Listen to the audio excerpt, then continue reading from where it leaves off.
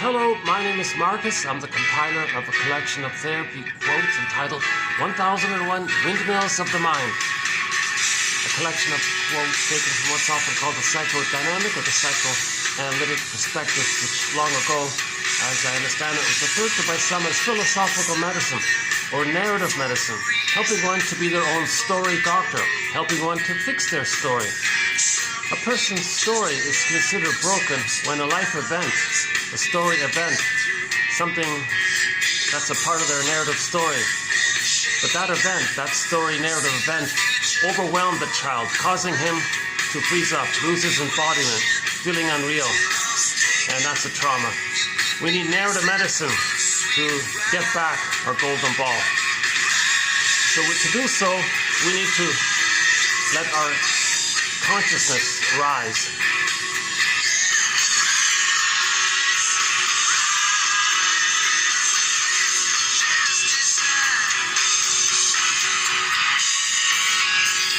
And just a minute ago when I opened this video, a crow flew by, or a blackbird or a raven flew by, and I had a little look at it. That's interesting because we have a quote today about the raven. A symbol for inner knowing, a symbol for inner knowledge. So we'll talk about that. So this song here you're hearing in the background, called Rise by the rock band Harlequin, offers a friendly reminder that we need to raise consciousness here. We want our consciousness to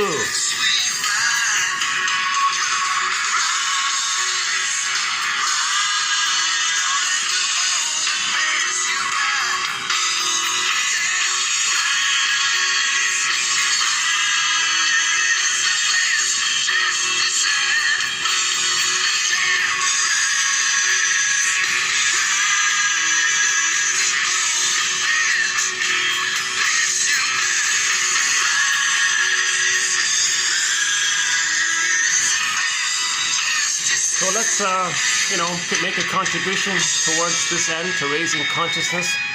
One famous poet puts it this way: psychoanalysis looks for an egg in a basket that's missing. So we need to weave the basket. We need to be metaphorical basket weavers. We need to weave this, make this nest, and then the egg can come back in. The egg, our potential, our lost true potential can come back to us.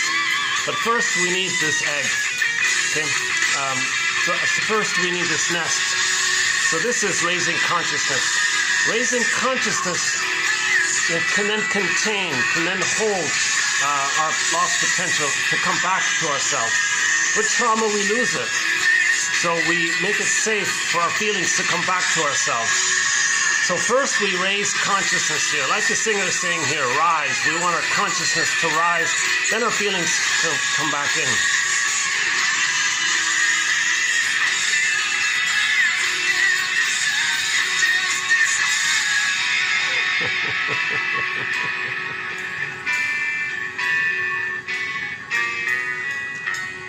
We have 4 songs from this rock band on our soundtrack.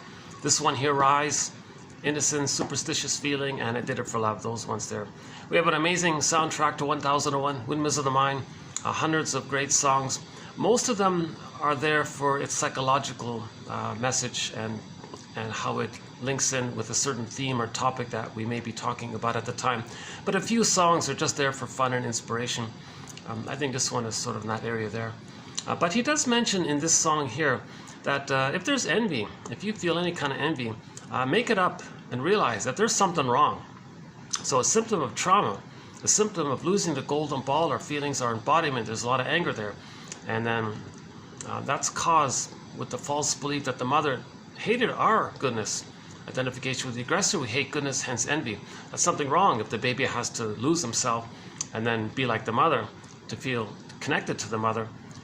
The baby can only know himself if he's loved by the mother. If he's not loved by the mother, he clings to her and sticks to her and becomes just like her, to have this constant attachment, sense of safety, because the baby would rather have an abusive mother than no mother, so they must bond to the mother. But if the mother's shaming them and he doesn't feel safe with her to know himself because of that, he ends up becoming like an angry caricature of her, he identifies with her and does to others what his mother did to him as a result. So when the child identifies with the aggressor, that's trauma. And then when there's trauma, the theory is the person wants out of that trauma. So the fantasy is if they replay what caused it, maybe the mother in the nursery can change her ways and the child can get the love that it needed. So he'll keep replaying it again and again in a process called repetition compulsion. A major theme in 1001, Windmills of the Mind. It all begins with Paul B. Russell back, TQ 2119. Okay, so TQ, we now have, with this video, 2,640 plus therapy quotes. And so these TQ quotes are sort of like advanced self-help quotes. I'm not a shrink or a professor or a psychologist or analyst. I don't have a PhD or anything like that. So I'm the compiler of the quotes. I have a humble BA, so keep that in mind. And keep Robert Bly's words in, when he speaks to an audience. He says to the audience, "Dear men or ladies, 30% of what you're going to hear in this lecture is wrong. It's up to you to figure out which 30%. So there's no fixed answer here. The idea about the psychoanalytic perspective, this second language, this jargon, is that these are clues. These are stepping stones for maybe eventual better ideas. These are like little threads. These are guesstimates, hypotheses. These are invitations for mutual exploration. Okay? So each person has to be their own psychological detective because each person has to weave their basket, weave the nest. Each person, only that person, each person, only they can weave that basket. No one can weave that basket for another person.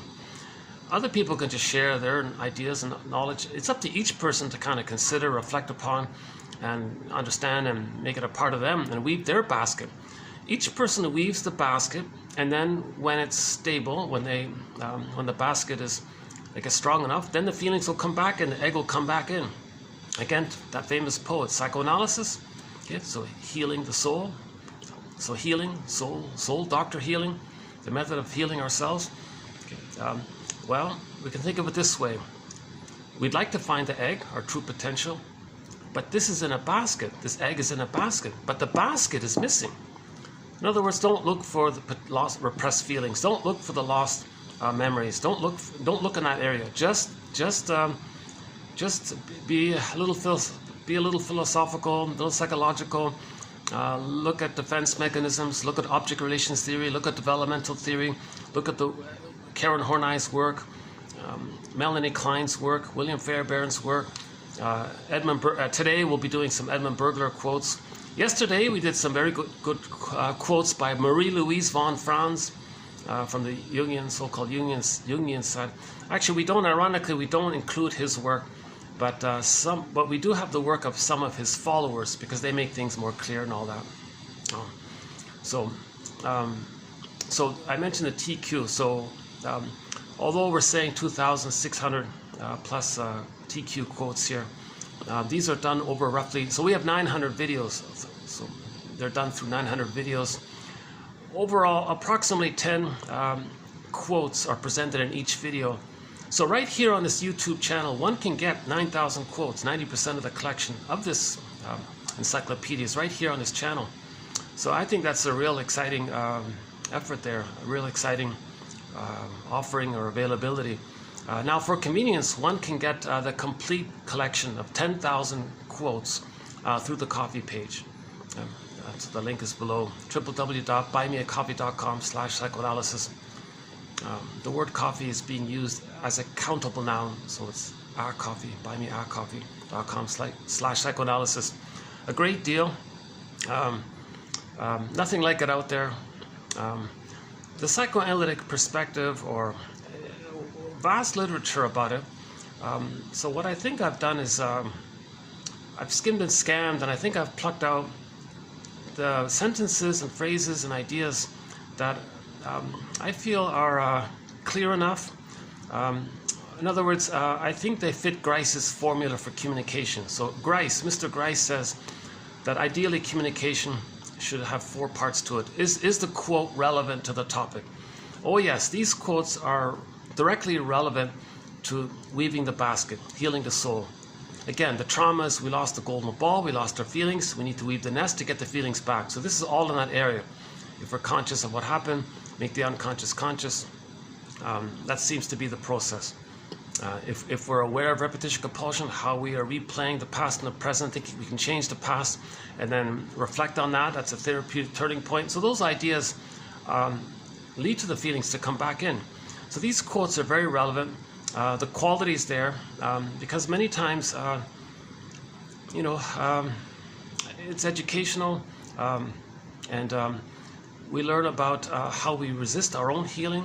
We learn about how the past influences us in the present through these models, about schemas, CCRT, RRP, relational psychic templates, internal working models, and temporal spectacle lens spectacles, temporal spectacle, how does it go again? Temporal spatial spectacles by a guy named Kant. So how we see the present through the past lens, because the child is traumatized, and that's what keeps him safe. So he's got to see the present in the past because that's how he felt safe. It's painful, but he survived it by that. So he's going to keep on seeing it that way, hoping that by doing so, maybe magically, somehow he can change the past, undo the past, correct the past, get a new needed love past, not have that painful past. Because the baby's in a state of timelessness. So he's always in that timeless place. But there is time, and the present is being distorted because of the past. So let's notice this. So there's the quality. We look at transference interpretations. We look at general interpretations. We look at something called mirroring interpretation of narcissistic vulnerability, clarifying kind of statements. And so we have a whole thread on this area of interpretations, a lot of good examples. So we have 58 topics in this area. Psychoanalysis of prejudice, huge topic. Psychoanalysis of religion, jam-packed with psychology. Psychoanalysis of how the body bears the burden. So water converts to ice, there's a conversion there. Well, feelings that we can't know, it goes into the body. So it's converted into the body, into a physical symptom. So the body, the physical issue, or the personality trait, or even the whole personality structure becomes this hardened thing like the ice. It's because the feelings got frozen in that area. So we look at the whole, the body remembers, the body keeps the score. Every body tells a story, mysteriously between mind and body. So the basic image we're using is how water converts to ice. So feelings the flow of the feelings, the restriction, the body's holding it. So the physical symptom reveals the issue and it conceals it. So it's a compromise there. The body's holding it, it's painful, but we're getting a symptom, so it's showing it. And Von Franz says that symptoms are an indication that we're trying to heal. It's showing us that we're trying to emotionally grow and mourn and loss and grieve and accept the painful truth. So we look at the whole idea of how the painful truth will upset us free. For example, the greatest hurt of all. The greatest hurt of all. So ultimately, we sort of get to this point. One of the deepest points here is to face the greatest hurt of all. Mother failed me. Mother failed to provide a secure attachment style. She failed. She provided an insecure attachment style, a very convoluted, painful one, where the person is frozen and doesn't enjoy the present. They're afraid to enjoy the present, replaying, seeing the present in terms of the past all the time, sabotaging present happiness to replay the past. So that's a very, oops, hold on a sec. Okay. Sorry, my arm's getting, for the past 2 weeks, I had when I'm holding the camera, I got a little muscle, sore muscle there. But,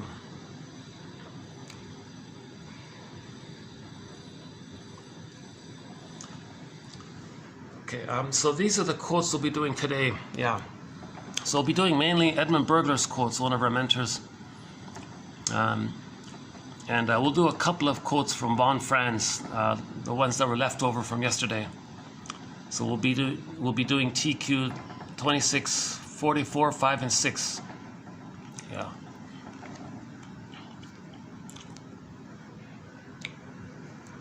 Let's try it this way then. Oh yeah, I'm experimenting with this location. I did some videos previously here. I might be able to continue back here after all.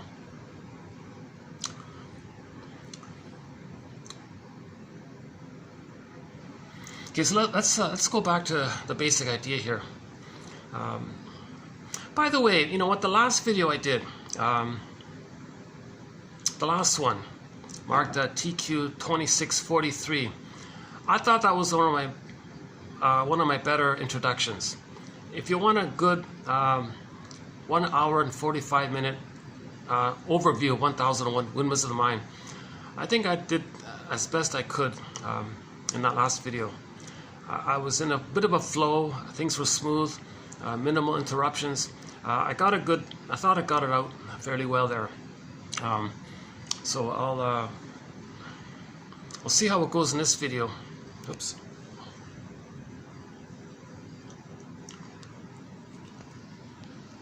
I do sometimes get a little, you see, I haven't been analyzed, so you'll see my anxiety, my little mistakes, my little slip-ups. I do no editing, and so if I had the funds, I'd fly to New York, I guess, and find a psychoanalytically experienced analyst, and you know, do the work and fix my story, and you know, so the idea of fixing our story is that the knowledge is just part of it. That's sort of the yang of healing, the knowledge.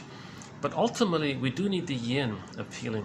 The yin is the safety and empathy and understanding of a caring witness. So grief is healed when it's witnessed by a caring other. That's the yin.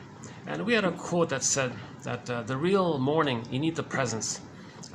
Yes, you can walk in the woods and maybe think about something and have a good cry, but he said, like the deep release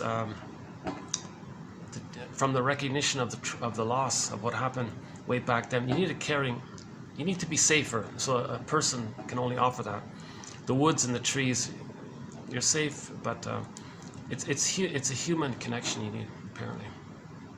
So what I'm trying to say is, as I understand it, grief is healed when it's witnessed by a caring other. That's the yin, the feeling side, the presence, the understanding of the other person, and he's there,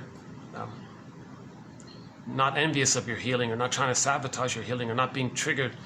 They know what you're trying to do, and they care for your healing. So that presence there, that's the issue, right? Now the talking, the free association, that's the yang, the act of talking. Okay? So when we feel safe, we say what needs to be said. We have this desire, important material is going to come up.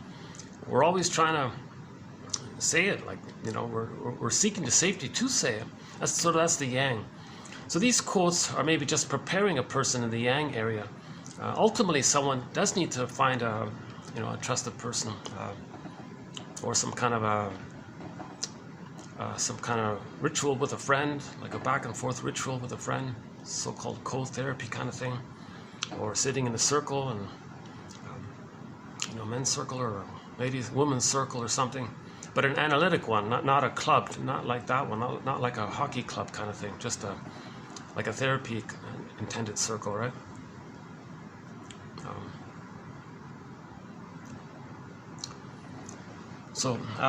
These quotes are building the basket. These quotes really give some insights and understanding, and we can do a little bit of healing on our own. So we're getting on the track. So Kristen Wilson says, it's this, Chinnan calls it the second journey of midlife, as an update from Joseph Campbell's idea that it's the hero's journey of midlife, or the heroine's journey of midlife, the hero's journey for men and women. So at midlife, that's the idea, that it catches up with us. At midlife, a person says, I feel like I'm sleepwalking through life, I'm going through the motions of life, I feel unreal, I feel like my life is on hold. When does life begin? Life's not supposed to be a dress rehearsal, something's missing, these kinds of things. So what caught up? What are they talking about? In the uterus, the baby has his feelings, his golden ball. So the golden ball is an important symbol. It means we have our vitality, aliveness of feelings, a wide range of feelings, the vitality of our feelings, needed feelings, appropriate feelings. So we have the golden ball. We feel animated, we have our feelings, we can enjoy the present. You see, if you don't have your feelings, you're dwelling in the past. You're stuck in the past. If you lose your feelings and you can't have your feelings in the present, you're dwelling in the past. Someone says, I don't know what you're talking about, I feel nothing. Well, that's when you're hurting the most and you're stuck in the past. It's just numbed over with endorphins. Shall I compare thee to an onion? So that's the trauma. So the baby, assuming there's no prior prenatal trauma, let's say everything's okay in the uterus. The baby has this golden ball. So he feels happy, so-called Shambhala, Shangri-La, maybe Nirvana, some kind of paradisical kind of feeling, because he's enjoying the present. He's aware of the present. He's not stressed out with fears from the past. There's no ghost haunting him. He's relaxed in the present. Now he's in the amniotic sac. So you add in the idea that he's floating around in this oceanic feeling. Now he's one with everything. So there's like a extra safety. All of his needs get automatically met. No worries, enjoying the present. So you put it all together. They call it the oceanic bliss or the oceanic oneness, because he's one with the powerful mother. Now the powerful mother, he thinks, is his power. It's called infantile megalomania. So he feels like a god to boot. So he feels pretty happy. First off, he's got the power of the mother's him, he thinks, infantile megalomania. So he's a happy god, put it that way. So all babies begin as happy gods. So we can say that's a characteristic of the Nirvana, Shambhala, Shangri-La, Paradise, Garden of Eden, all of these kind of phrases. Avalon, is that another one? Avalon. All these symbols for beautiful places where everyone's safe and everything's perfect and all this. So the baby's in a state of perfection and all that. Okay, so he has a golden ball, put it that way. So the key, for this moment here, at this point, let's just focus on the golden ball part. Him thinking he's a little god, that's another important part. So we'll get to that later. So back up a sec. So he has this golden ball. Now when he's born, he can't have paradise lost at biological birth. Humans come out too early. They need an extended womb. It's called the stage of symbiosis, stage of merging, stage of oneness with the mother-infant dual unity. Okay, the unico mystica, one with the mystery of it all. So he needs this paradise to continue as he makes the transition from the water world to the land world, from the uterus to the maternal holding environment, mother's arms. So for the first 4 to 5 months, this is considered an extended womb. All babies need an extended womb. Okay. Now it's interpersonal. That's the issue here. It's an interpersonal now. In the uterus, it was all automatic. Baby, cord, placenta, mother, placenta, cord, baby, ABC. It was all rhythmic. It was all attuned. It was smooth. It was even musical, they said, because the baby is in this rhythm of safety with his mother. He hears like the heartbeat of the mother, the pulsating of the cord, even the blood flow, someone theorizes, in the veins, the one that goes down, the two that spiral up, is all kind of musical like that. So let the music play on. When he's born, he needs that kind of music to play on with the mother. It just takes a more land version of it. So the land version of it, or the postnatal version of it, is that the baby has a positive maternal experience with the mother. He's in the positive holding environment with the mother. So he's not only physically safe, but he's emotionally safe for his feelings. And this means that his dialogue, now the dialogue with the mother, this flow. So before it was baby, cord, placenta, mother, placenta, cord, baby, do, re, mi, A, B, C. Now post-birth, it's going to be, baby sends out little signals. Now he's nursing. The nerves in the child that sort of line up with the nerves in the breast. He's suckling, he's latched, he's suckling, so there's a line, a cable there. Okay? And then the mother picks up the signals to the nerve connections, and then she instantly knows what's going on with the baby, so she's present for the baby. The child feels seen and accepted. Oh, mother's there. Mother provides her reverie and positive regard. Oh, I'm accepted and I'm all right, kind of thing. Or mother's distressed, a baby's distressed, mother picks it up, makes an adjustment. Oh, mother soothed me. Now during this interrelational time, okay, we don't want what's called an interpersonal trauma or a relational trauma here. We don't want an attachment trauma. Attachment, baby must attach to the mother, emphasis on the two there, child and mother. We don't want an attachment in the first 4 to 5 months, let alone at birth. So this is a very common trauma, that this is the issue, that there is an interpersonal trauma with the mother. She's misattuned, malattuned, unavailable, doesn't understand the baby's signals. So we talk a lot about why this takes place. Why do so many mothers feel confused or frustrated with the baby's signals? Why is the rhythm of safety for the baby broken at birth or post-birth or shortly afterwards? Well, part of it is when the baby's biologically born. Again, I'm not a doctor, a midwife, so barring emergencies and all this, my disclaimer. But ideally, it's a natural birth. It's a lotus birth. So when the baby's biologically born, leave the cord, leave the placenta. That's the lotus idea. If you look at a beautiful lotus flower, got the beautiful flower, there's the stem there, and then the pod. You think about that for the baby. You got the baby, the cord, and the placenta. Sort of similar idea there. So we want a natural, beautiful, normal, beautiful affair for the baby. It's called a lotus birth. So leave the cord, leave the placenta. People complain it's messy. Oh, big deal. Just put a sheet over it. Placenta comes out a day later or 2 days later. They said, oh, big deal. Put it in a bowl. It can sit beside the mother on the bed. You can put a lid over it, I guess they said, but allow a little space for the cord there. Give the child all of his support. The cord belongs to him. The placenta belongs to him. They're part of his whole connection to the mother, you know. And plus, there are often little complications at birth, so give him all the support he needs. Don't traumatize him further if you had it. So let's say there was problems at birth, and you remove the cord, and he didn't latch on with the mother. Oh, he's floating in space. In the future, he may have nightmares of falling. Like he's like, where's the mother? That's a huge betrayal, trust. And that fall, I think that was 2 videos ago, a quote about that. It was either the last one or the one before. No, two videos ago. Okay, either the one before. It was either the last one or the one before. There was a quote about if the baby. Oh yeah, when we did hedges. Yeah, hedges. 2 videos ago, the hedges one. The long one, the 3 hours and 40 minutes one. In that video there, he offered this idea about the schizoid fear, people who are afraid to connect, because the baby wanted to connect with the mother, but it was all broken. Then he had nightmares of falling and all this, right? And the image was that the image for this is the guy in space with his space suit, and he's got the tubes, but he's disconnected from the mother's spaceship, and he's floating around. This whole image. In other words, just to be safe, leave the cord, leave the placenta. The cord is still pulsating with oxygen and food. It's still feeding him. Why take that away from the child? Why traumatize him? Why shock him like that? Jeepers. Let him have the cord and the placenta. You know, let him feel safe. And then,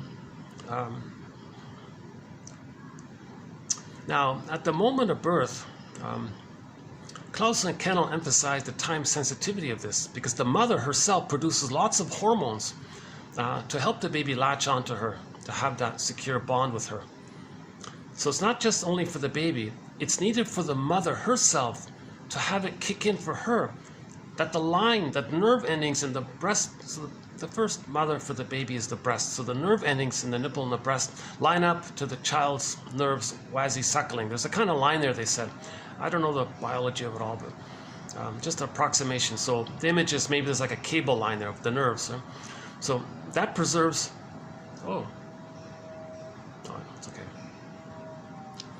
That's my first time back. I haven't been in this spot for almost 2 months, so yeah.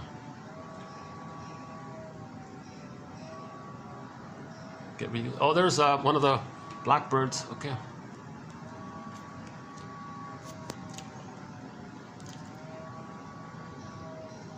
It's sort of been a continuity for me in a way, because this is my third continent now to be posting these videos from, and the commonality is I do see a raven or a blackbird in each place.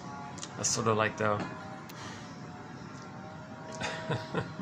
they're like little flying Hermeses, like little tricksters or little Hermes, just something that's around. That's something from the unconscious, something from the unknown is coming to you. So there's the ravens fly around, that kind of idea. So it's a positive. In traditional cultures, it's a positive symbol, right? So let's see if we can do that at the end there. So Klaus and Kennel say that the mother produces lots of hormones at the moment of birth. That helps the baby to bond, because oxytocin, love bonding, they connect. So all's good. Baby comes out, placed on the front. He expects the nipple. He's looking for the nipple. He latches, he suckles, all's good. Cord is there, placenta's there.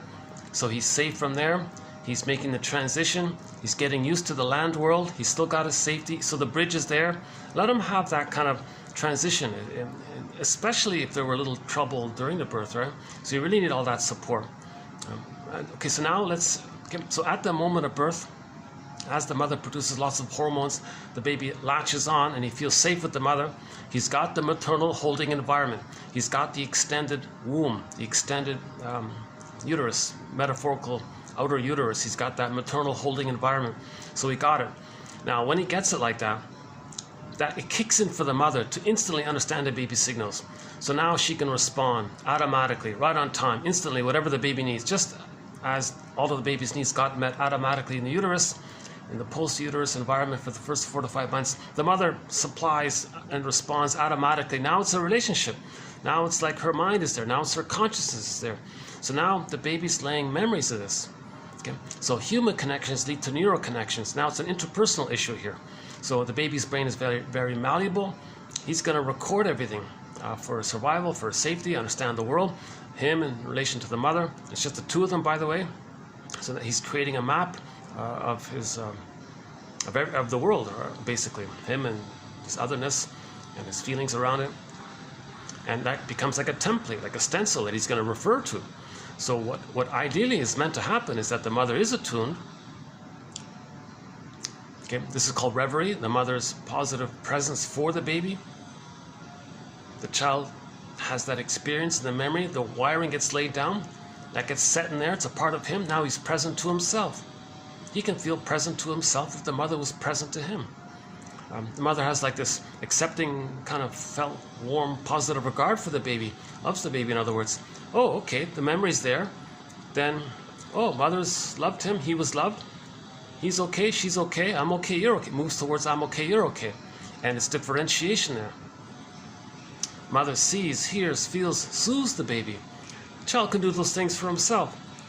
And the child has a structure in the mind called the positive, the holding interject, or the soothing interject, or the internalized good object, or object consciousness, some structure of the mind based on 3 years of the child's needs getting met, and he can grow and be fed by that. He's emotionally fed by this. It all sounds kind of obvious, but considering the theory that 90% of the babies in North America are not getting this, it seems to, I guess we need all the help we can get. So Klaus and Kennel made a huge contribution to healing the soul of the baby. 1976, a huge write-up in one major publication about him, celebrating his work and all this. Because hospitals changed their procedures because of what he wrote about how to prevent all this trauma taking place in the hospitals. So hand the baby to the mother, barring emergencies, okay, to allow the continuity of the womb. Babies need an extended womb. Now, babies don't understand time. If they're removed, if the cords are moved and they're placed in another room, you put them on a scale, who cares about the scale? Forget about the scale. You're going to traumatize a baby and make him feel frozen all of his life and petrified and afraid, turn to stone inside just because you want to know how much you weighed at birth? Forget that. It's not a truth. See, someone said, well, that's part of the plunder system, to traumatize the babies as part of this issue that when babies are traumatized, they cope by seeing things in either or. They're in survival mode, either or, eat or be eaten. They think in this kind of traumatized way, and that's what's needed to pillage and plunder and all this. So traumatizing the babies was considered a method to pillage and plunder the planet. When we made the transition from global village to global pillage 10,000 years ago, they started this. But prior to that, all babies were held by the mother, and all babies got a secure attachment style. This thing with the insecure attachment style started 10,000 years ago with this mismanagement of the immense excitement around discovering food and agriculture, and then the panic to pillage more, because when you get something extra, you get serotonin. Serotonin means you feel safe, it dissipates. Dopamine for the chase, serotonin from the catch. Traumatize the babies. They think either or. When they're traumatized, they think their mother pillaged their soul, didn't care. Repetition compulsion, they want to pillage outwardly, and they don't. So we have a whole area around this thing. So let's that's a separate kind of line there. Hold on a second. Oh, my poor arm. Yeah, I'm still. I think I sort of twisted.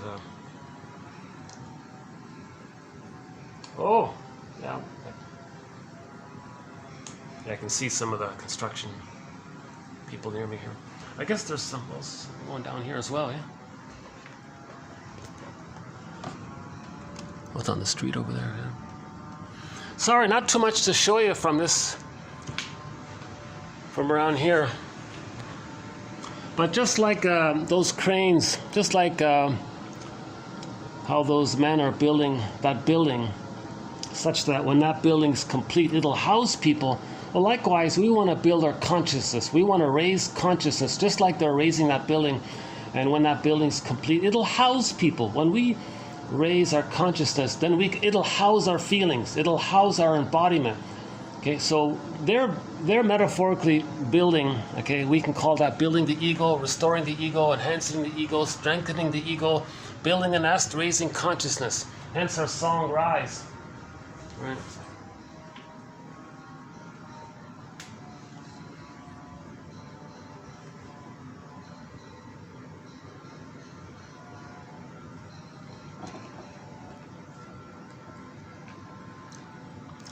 Okay, so the issue is, again, the broken story we're talking about refers to interpersonal trauma, relational trauma, attachment trauma, sometimes called a strain trauma, because the misattunements and the malattunements and the frustration by the mother, it strains the child. It gets to a place where the golden ball goes down the well. Something pure gets lost in another world. Enter myths and fairy tales. They're very good for this. In myths and fairy tales, when something pure, alive, innocent, animated, valuable, like gold or something, gets lost in some other world, that's a symbol for repression. So myths and fairy tales were all about psychology. The storytellers were the shrinks back then, right? They taught about psychological dynamics. Okay, so let's run through a few of them then. I think let's start with the Disney film Inside Out. So Joy and Sadness, 2015 film called the animated film, Disney film Inside Out. So the feeling self. We live to the extent that we feel. Right? If we lose our feelings, that's the trauma. Okay, so another way of saying this, we lost the golden ball. Golden ball goes down the well. Unknown place. It means it's repressed into the unconscious. It's dark, we don't see it, it's unconscious. So the golden ball goes down the well and it's dark down there, it's unconscious. So the unconscious, okay, that's a symbol for, it's a way to talk about the non-reporting brain. So the baby remembers what happens to him. It goes into his non-reporting brain. It goes into the part of the brain called the implicit memory system, the pre-verbal memory system. It's timeless there, pictorial. Things are wildly exaggerated. It's imaginal, no vocabulary. It's called the non-reporting brain, such that later on, when the non-reporting brain, or when the brain in general sends us information and we're conscious of it, that's our consciousness, or even our mind, or our awareness, and so on.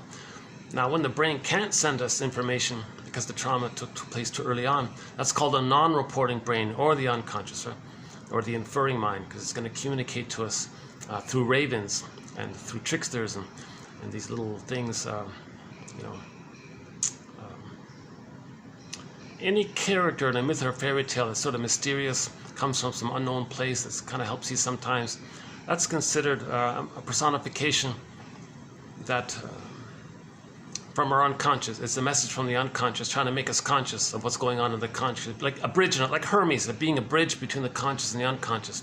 We need this bridge so that we can accept what's in the unconscious. Robert Bly puts it this way: by the age of 5, so much of who we are gets repressed. Okay, so imagine it going into this bag that we drag behind us. Our golden ball, our true self, who we would be had we been loved, who we would be had we had normal development, meaning no arrested development, no freezing. So the potential that, and the joy and the feelings and the reparation and ability to heal, mourn, cry, enjoy the present, know our interests, curiosity, spontaneity, being an elder late in life, all this potential of I'm okay, you're okay, mutual relating, all this normal outgrowth gets put into this bag in the non-reporting brain in the unconscious. And he says we spend the rest of our lives trying to get it back, trying to reclaim, re-own, resynthesize, reintegrate what we put in the beginning. So the child does it as a desperation. He doesn't have enough ego to understand things, so it gets repressed, put into cold storage. It's lost. Okay, so let's go back to the basic images. So joy and sadness get zooped away. So joy and sadness in the Disney film represent our feeling self. I feel, therefore I am this. Okay, our psychological self. And now, the joy character, it can be excitement, like we see in the film where she's bouncing up and down like a grasshopper, very excited, very happy. That's one way that joy can take place. But joy runs the console. So one form of joy is the serene, inexhaustible fullness of being. Okay, so that the person enjoys the present. Okay, so he has... Joy is the baseline emotion. But it sounds surprising, I think. But joy is the normal baseline emotion for a person. Calm, enjoying the present. I think even these alley cats that I see around here, they're kind of calm and relaxed kind of thing.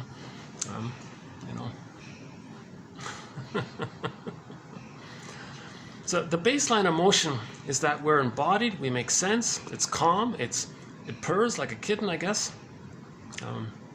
It hums, I guess. In other words, the human version is the temperament. The temperament is warm, caring, affectionate, relaxed, I'm okay, you're okay, trusting. Person becomes an elder late in life, serving, contributing. Nothing's at anybody's expense. It's generative for all.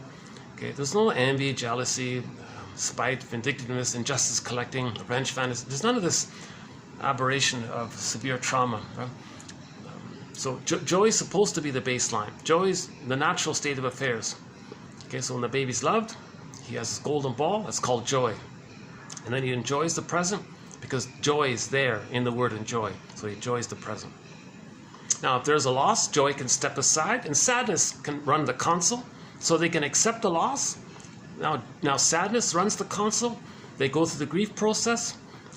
They cycle that through where they admit it. It's this, John Steiner, it's this verdict of reality that makes the work of mourning so difficult or so painful. Okay. George, is it Valent or Valent or something? He says mourning is more about remembering than forgetting. Okay, it's this verdict accepting, like you got to remember. That's why someone's missing. Well, tell me about them. What did they like? What food did they like? You got to remember them, and then you help not just brush it aside. So the work of mourning is more about remembering. So joy can do that, and then the person can accept the loss, and that the system processes it, metabolizes it, recognizes it. All the pain has been sort of accepted. Then joy and sadness can swap places, and joy can run back at the console. Now in the Disney film Inside Out, joy and sadness were zooped away. The person can't mourn losses. Okay,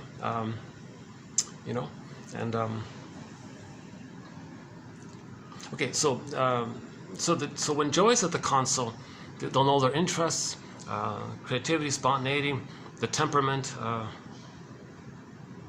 is warm, easygoing,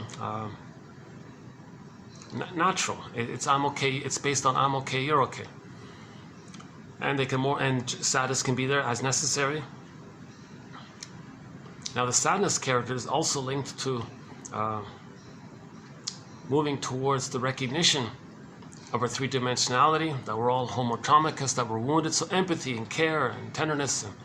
And now joy is also affection. It also can come from joy in the affection area. So the so-called more human side of being human is in there, from the range from joy to sadness. So as a shortcut or as a shorthand, the characters joy and sadness represent the golden ball, the range of feelings, and they're vibrant. I mean, when sadness is crying, there's a sort of a vibrancy there, isn't there? So that's one way to describe the repression. That if the child is traumatized, mother doesn't understand the baby's signals, bottle schedule, malatoon, misatoon, mother's frustrated with the baby's needs, mother gets angry with the baby's needs, mother sees her mother on the baby and thinks the baby hates her. Oh my God, mother uses the baby to comfort her. All these kinds of activities, it's going to shame the baby. So for safekeeping, he's going to put his feelings in cold storage, or repress it, or it goes down a well, or it gets locked in a cage, down a valley, down a tunnel where the light has never shone. Reference our theme song, Windmills of the Mind. Our theme song, Windmills of the Mind, talks about this. So the English version, my personal favorite English version of that song is by Barbara Lewis. Barbara Lewis. I would love to play that, but YouTube blocks it.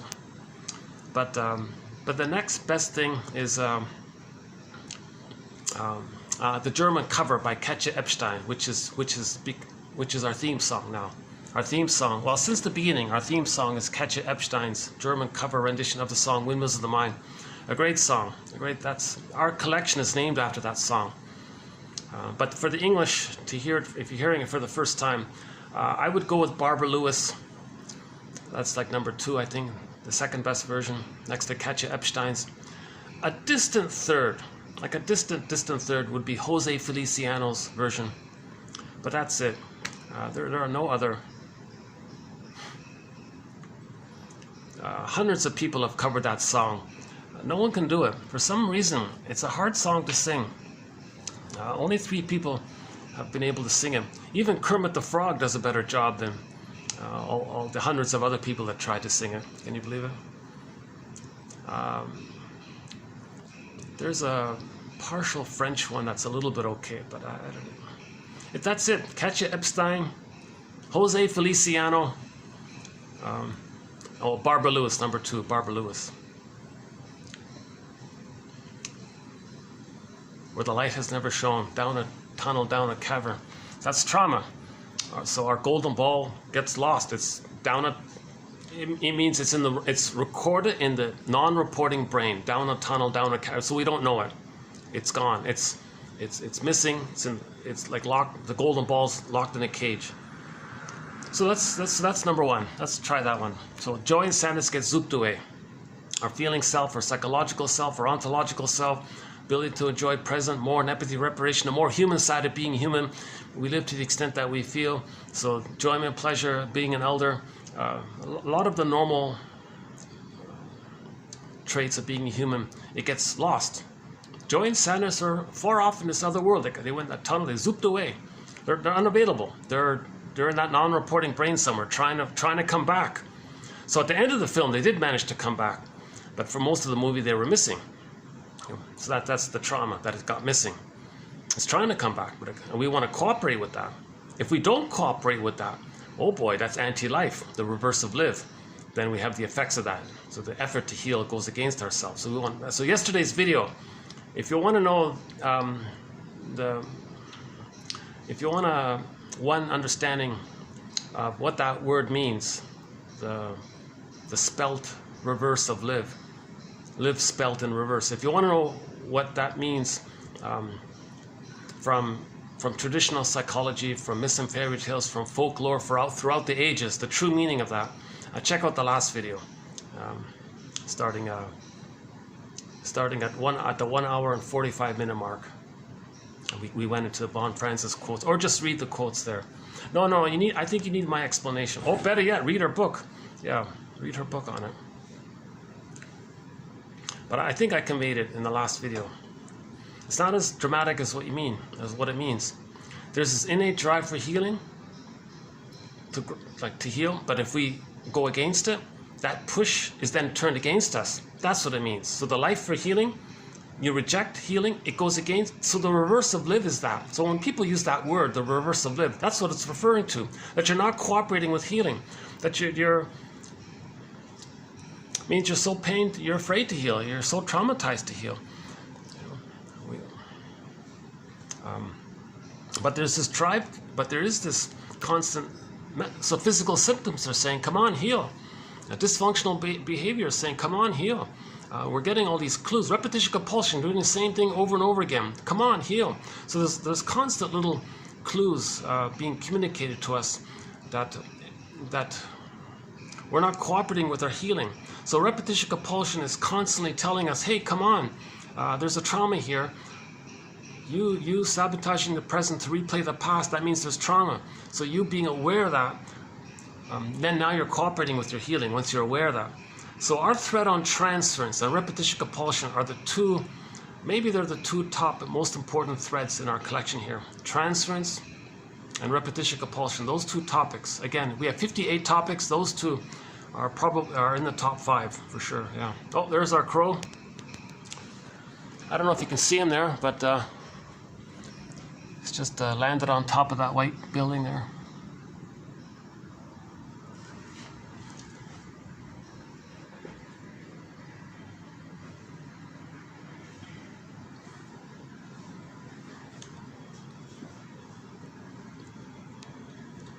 Okay, so that's image number 1 for repression. Baby doesn't feel safe. Baby's betrayed. Needs are not getting met. Needs, so the needs get squelched, zooped away. And the feelings. So the feelings are the reaction to the unmet needs. So the feelings and needs get zooped away. That's one image. Another image is, we mentioned the golden ball. Also with the golden ball is that in the Iron John story that Robert Bly likes to tell, it's locked in the cage. And the little boy says, hey, gee, where's the key? The cage is locked. And he finally learns that he's got to get the key for the golden cage. And that the key, and where's the key?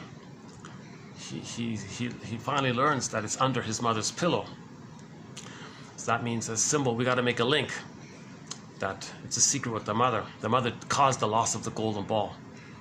So you got to confront the mother, face the link that the golden ball is lost because the mother failed. So that's the key under mother's pillow kind of thing.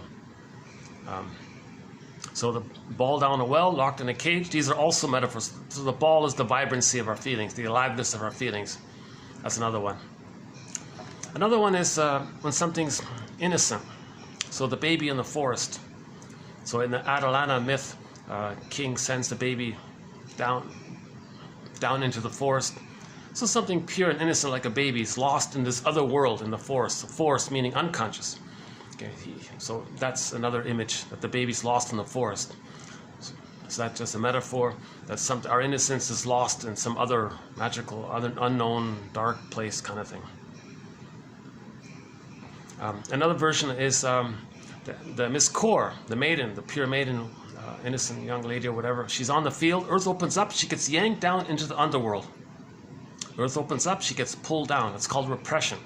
So the baby's sent away, Joy and sadness zooped away, the ball locked in a cage, Miss Core get pulled down. This is all called repression. In the sci-fi show called The Room, little girl opens the door to some room, nobody knows what it is. She walks in and disappears. And in a great panic, the father runs in to search for her. So that's another symbol. That's something innocent, like the daughter gets lost into some unknown, mysterious place. Okay, so like the baby in the forest. And now the one with Demeter, that's a very popular one. Demeter, Core, Persephone. So Core got pulled down into the underworld, unconscious, non-reporting brain. We don't see, we don't know it, it's dark in there. Now, the backdrop emotion in the underworld was the fiery, hellish, inferno, fiery. That's a symbol for the emotion of shame. Shame. Myths and fairy tales describe inner life. Myths and fairy tales are true on the inside. They're metaphors for internal dynamics. Myths and fairy tales are true on the inside, not on the outside. Myths and fairy tales are like soul stories, dreams. They're like dreams. They're inside. They're true on the inside, not on the outside. Okay? So every character in a myth or a fairy tale, every little scene or character, they're aspects of like an inner life mind. It's called primary process thinking, this imaginal pre-verbal world thinking. So all that means, that hell scene, all that means is that it describes the emotion of shame. So shame is internal. Shame is a feeling. Myths and fairy tales describe inner. Feeling is inner. So shame, so hell means, is a symbol or a metaphor for the emotion of shame. Shame, the emotion of shame, this burning, biting feeling. Okay, the fiery, the burning, biting feeling. So it's like art. So myths and fairy tales are kind of like art.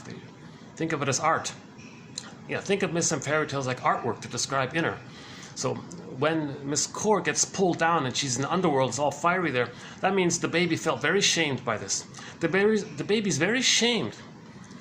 If he's rejected by the mother, ignored by the mother, he's very shamed by this. He feels immensely shamed by this.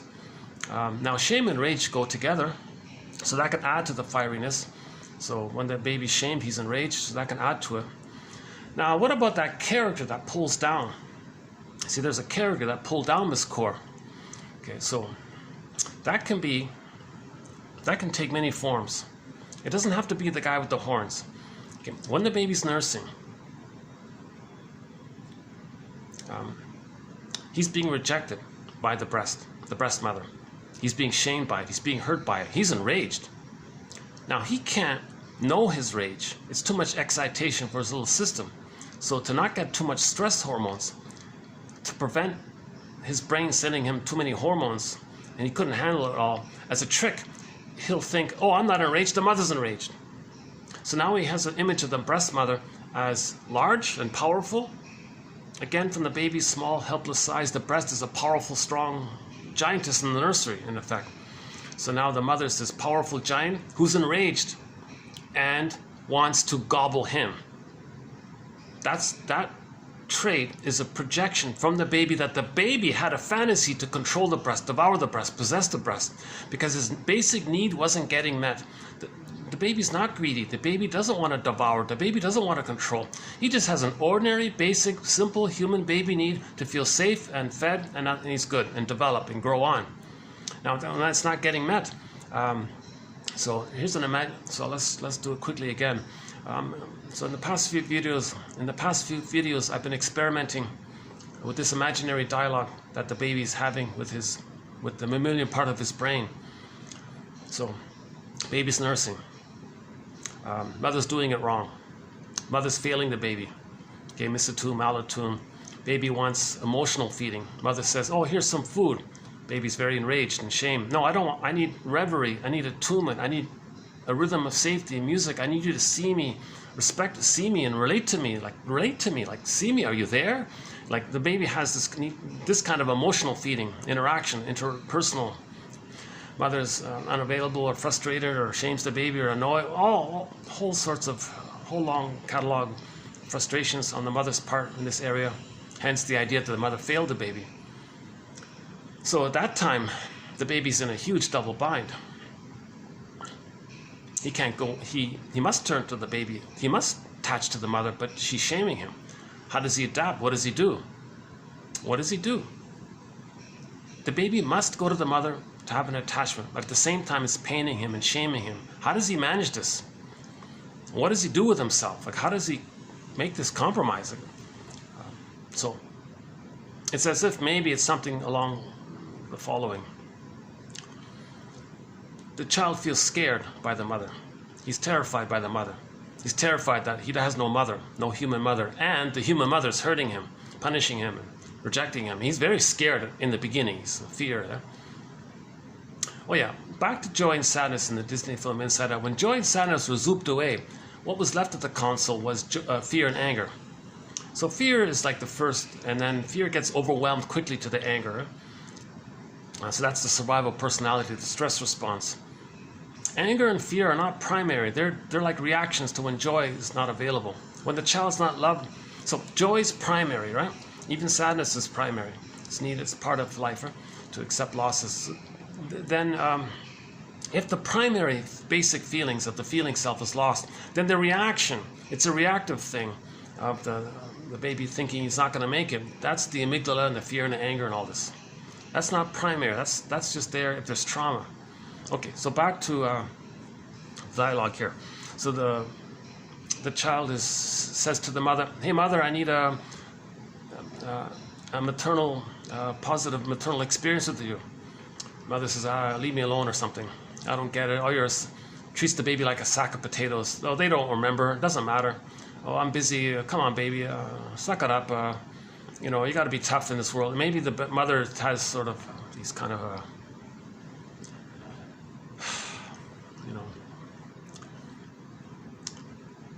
maybe she's replaying her anger onto the baby because she's so angry at her mother. So she's transferring the anger at her mother onto the baby. "What do you want from me, baby? You're like my mother who wanted something from me." She got, whatever variations the interpersonal trauma takes place, the child's needs don't get met. So he's scared. So the mammalian part of the brain in the child is going to send cortisol to the baby, saying to the baby, "Baby, you got to get out of here. Flee, escape, run, get out of here. It's not safe here with this woman." And the child's ego says, "Well, hold up here. I know you mean well, and yes, I am scared, and it's true, but hold up here. I don't have motor skills. I don't have musculature. I can't crawl. I can't crawl out of the... I can't go anywhere. I can't move. I can't pick up the phone and call for help. I can't flee. I can't do it. So don't send me these hormones here. It's too much for me. I can't do anything with it. I know you mean well. I know it's the stress response that I'm supposed to flee here and escape, but I can't." So now the mammalian part of the brain says, "Well, I don't like this scenario here. Well, what I'm going to do is I'm going to send you more stress hormones." "No, don't. I can't run." Well, the mammalian part of the brain think, well, then you got to fight with the mother. So the fight response to stress. Now the fear turns into anger. So now the baby says, "All right, well, I'm going to cry and maybe make the gesture that I'm going to bite the breast. And now I have the fantasy that I can control the breast, possess the breast, devour the breast, control it." So now he's enraged because he's desperately trying to change the mother. "Come on, mother, be there. Don't abandon me. Don't shame me. Don't hurt me. Don't abuse me. Don't do all these micro little aggressions against me. What are you doing?" And the baby might even think the mother's psychotic. If the mother thinks that the baby is her, when the mother herself was a baby, and she now feels like the aggressive mother or the child's grandmother, mother says, "No, I'm not you when you're a baby. Nor am I your mother. What are you doing here? Are you psychotic? Can't you see me for the present, who I am? Why are you seeing me in terms of your unconscious, unmet, unresolved issues in your mind, where you see me as you when you were traumatized, when you were in the nursery, you've identified with the aggressor who shamed you, and you want to shame me to replay the mother shamed you?" That's the Hedges phrase. He's going to think the mother is psychotic. A challenging, triggering term there, but and it leads to a gap in the child's mind there, and that gap becomes the self-saboteur later on, where that gap is triggered. It sabotages the child's growth because of the deep pain of all this. So we played the song "Self-Saboteur" by the band Delirium a couple of times already. So the mammalian part of the brain says to the child, "Yeah, I'm going to send you more stress hormones. Well, try again. Be angrier, scream, fight with the mother.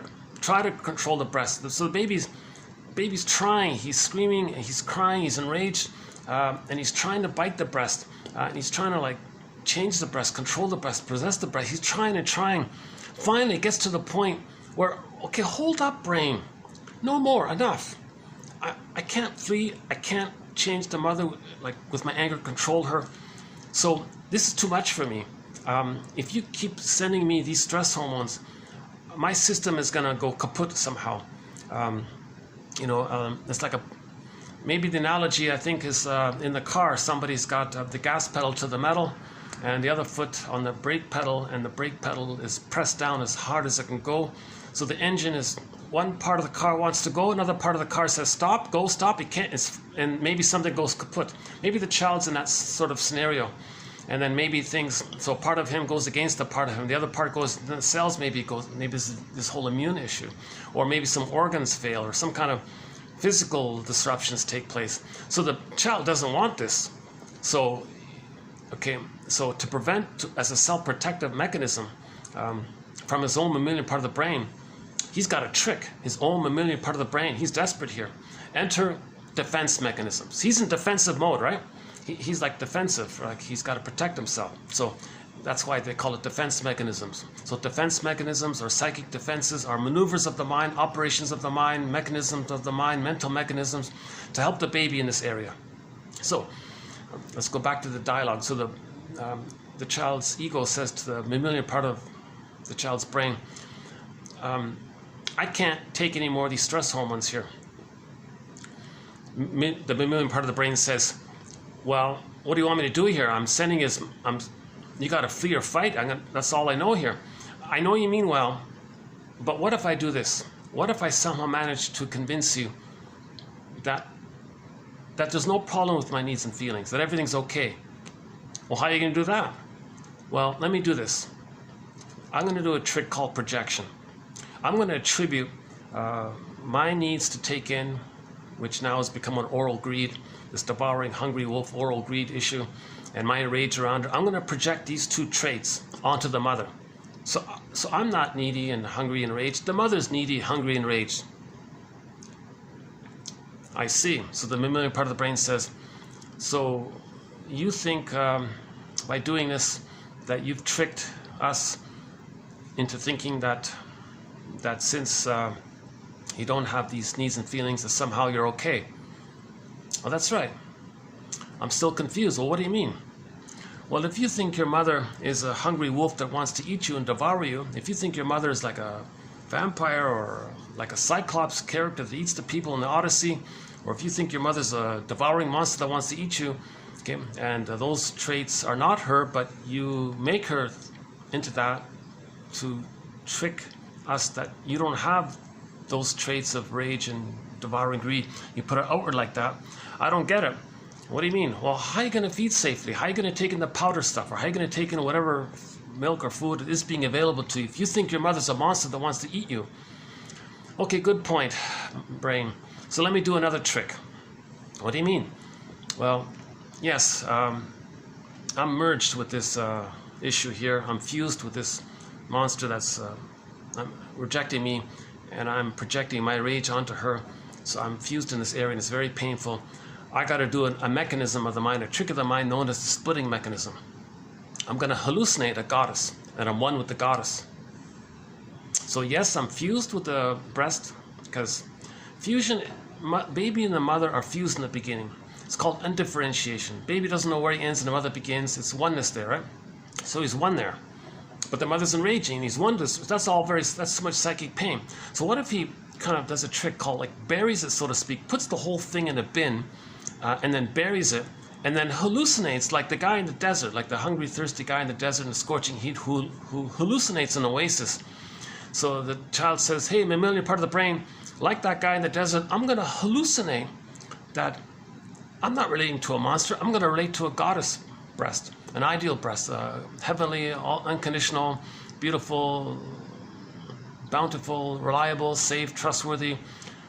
This, as beautiful as it gets, beautiful breast, and it's there for me, and I'm very safe, and I'm with that. That's called a splitting mechanism, because what the baby's doing is he's creating two mothers. Now, there's no human mother. From the baby's perspective, there's no human mother. The human mother has to be more loving than frustrating. So he never really got that memory of a human mother. He's dealing with goddess and demon imagery in his mind. Now, yes, the demon imagery includes the shaming mother, but it's blurred over with the exaggeration of his projections of rage and great hunger put onto her. So he doesn't recognize her yet, right? Because he's in survival mode. So he's going to hallucinate a goddess. So the mammalian part of the brain says, oh, I see. So if you believe that we're with the goddess, well, I guess you're pretty safe. Well, that's right. All right, so I won't send you any more stress hormones. Okay, thank you, brain. Thank you, mammalian part of the brain. Now the child maybe does this at a point just where where he couldn't take it anymore. Like that's it pushed him. He was pushed to this place. He couldn't take it anymore. Otherwise, he would have organ failure. He might not make it. He might physically have all kinds of health issues and all this. So he had to try to protect himself by doing these tricks of the mind. So the baby's a genius in that sense. But it comes at a huge emotional, psychological, spiritual, moral cost. Because number one, okay, so by the way, let's back up here. The terminology for this experience, so Melanie Klein's theory of this is that it's called, that the baby has created a scenario called the paranoid schizoid mode of experiencing, the paranoid schizoid mode of operating. She calls it the position, the paranoid schizoid position. So the paranoid part of that phrase is no, the mother doesn't want to eat the baby. But the baby thinks that because he had to project his oral rage onto the mother, and he thinks that to not know that it's within. He projected his trace onto her. So he thinks, so that's the paranoid part.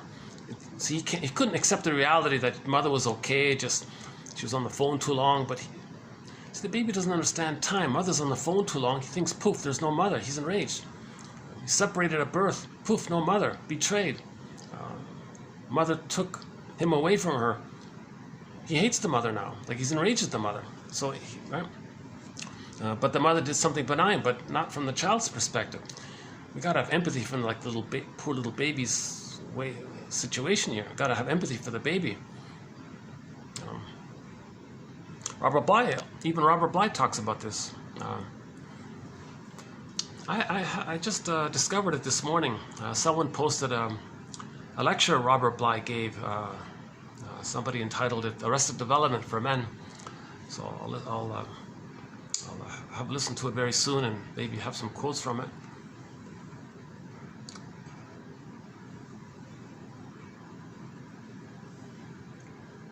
Yeah, he talks about Marie-Louise von Franz sometimes, so we have her quotes in there. Robert Bly has made a huge contribution, yeah. So his audio material about the shadow work, it's in the shadow we want to.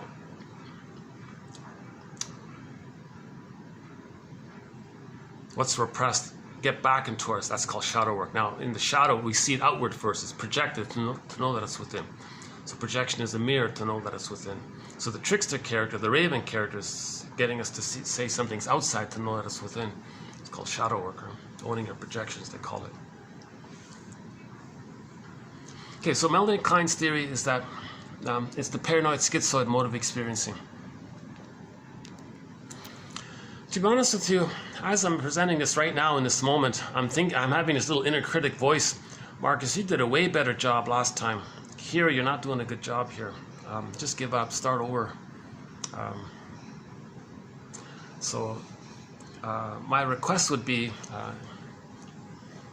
if you want a better version of this, if you want a version of what I'm saying in a more calm, reasonable way, I think I was in a better mood yesterday when I did this. I think today I'm sort of a little triggered, I guess. Although I'm glad to be here, back again in this room. Hold on a sec. Maybe I'll take a little musical break.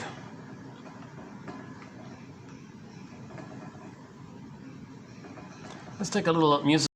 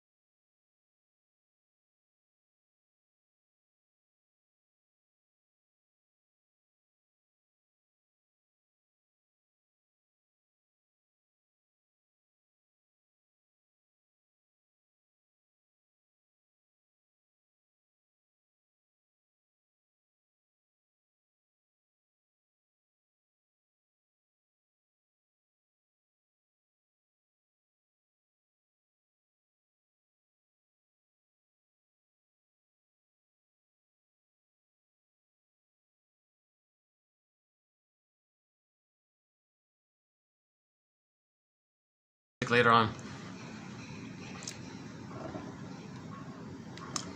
So my give back for my imperfect delivery, for my anxious delivery, is that the quotes are posted below. I keep reminding myself that that's sort of my give back here. I don't fully expect viewers to be able to focus on the material when my delivery is so anxious. People will be more focused on the anxiety. But the idea is to somehow put that aside and try not to judge the message by the messenger. Because as I said, I haven't been analyzed. And nobody's teaching psychoanalysis out there. So I'm trying to learn it from scratch kind of thing.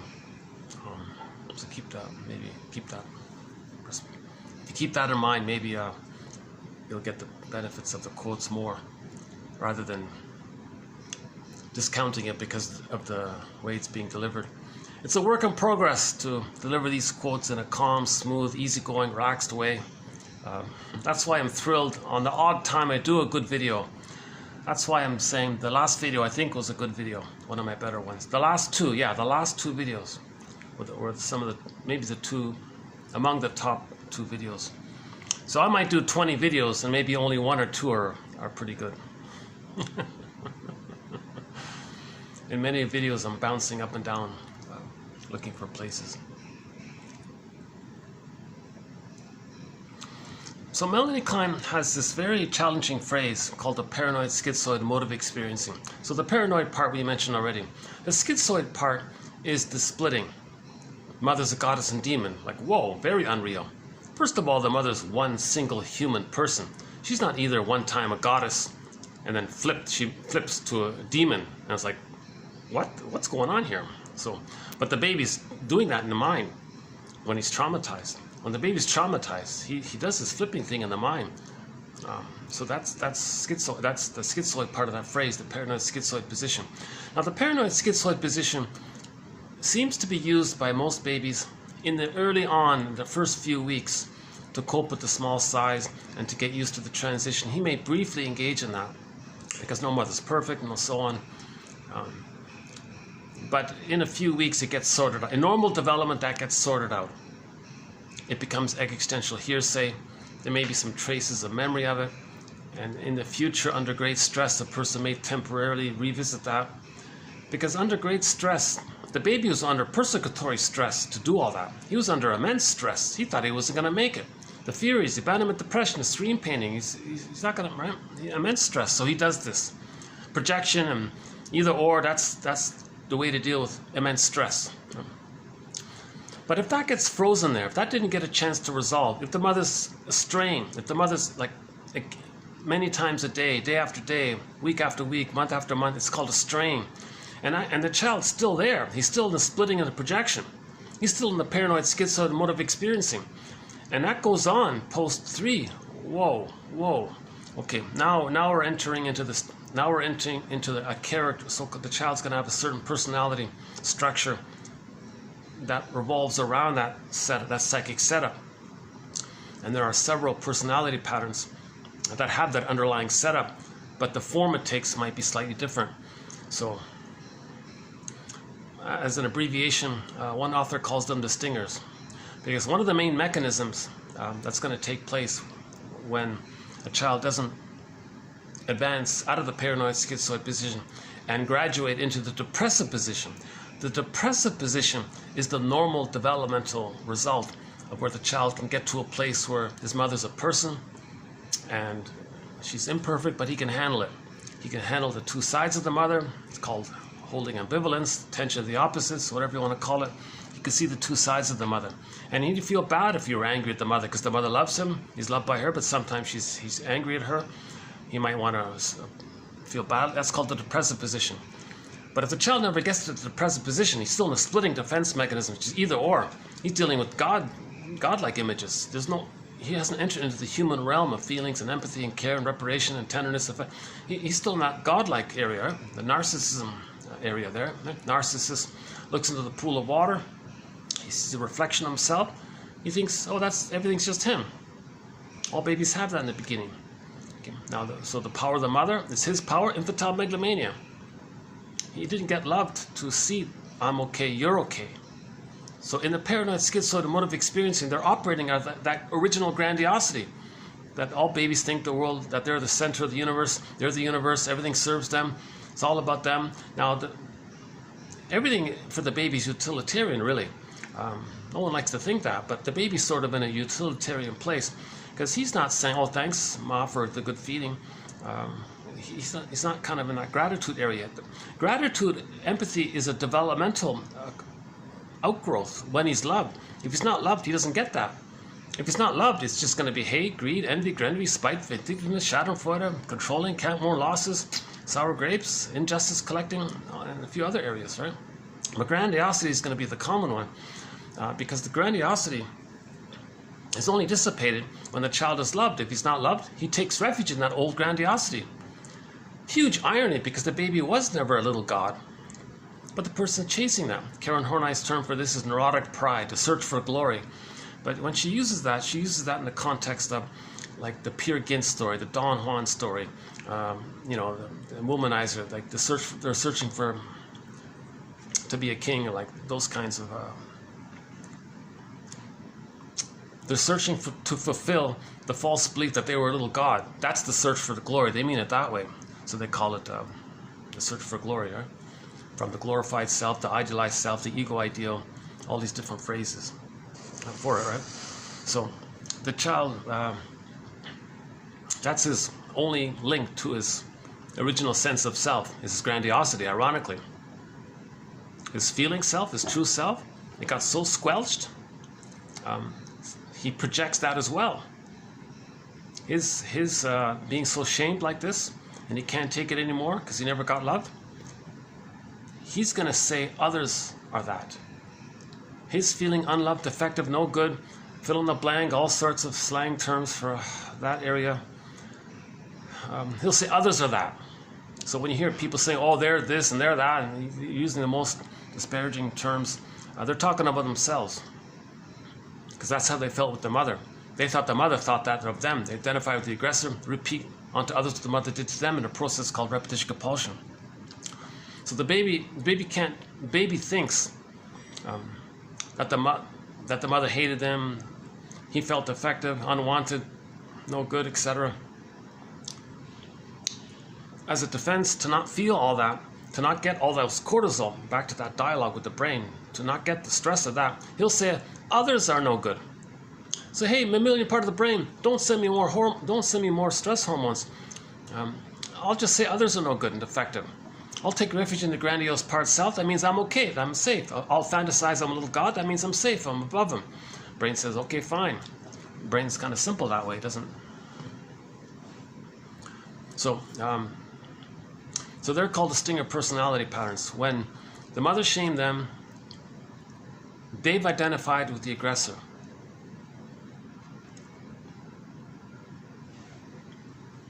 The baby must attach. So the more the mother's love is unavailable, the more abusive she is, meaning the more her love is unavailable, the more he's going to cling to her, stick to her. They call it adhesiveness, an adhesive identification, and like a glue thing. And it crosses over to identification with the aggressor. To have the glue there, like it's fused there, they become her in effect. Now, if he's going to be her, what about him? Well, it's going to be out. It's going to be seen outwardly. So the mother shamed him. He's going to be her. He's going to shame himself, but himself is not accepted. Himself is seen onto others. So he'll shame others, meaning himself seen outwardly, in a mechanism called, well, I'm okay and you're not okay. But when he says you're not okay, you're this, you're all these, whole encyclopedia of slang. A lot of babies are shamed. If there's more words for that, then we're homotraumicus. You see, we're traumatized. We're homotraumicus. We're a traumatized version of homo naturalis. We were homo naturalis for 150,000 years or 200,000 years or whatever it is. Then 10,000 years with the mismanagement of the serotonin issue, we became homo traumicus. Okay, so the stinger personality patterns, they're going to take refuge in the grandiose part self, so they're going to say, I'm okay.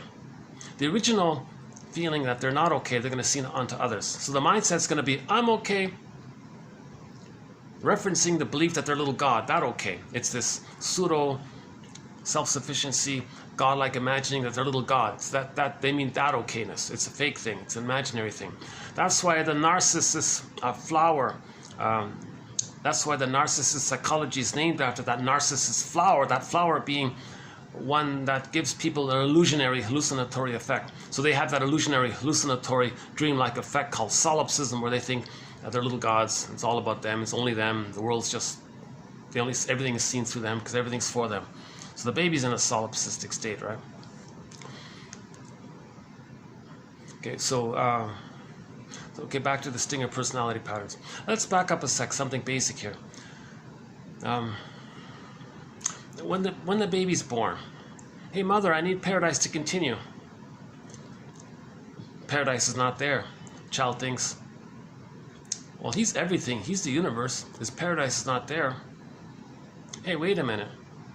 Is he a flawed God? Is he a defective God?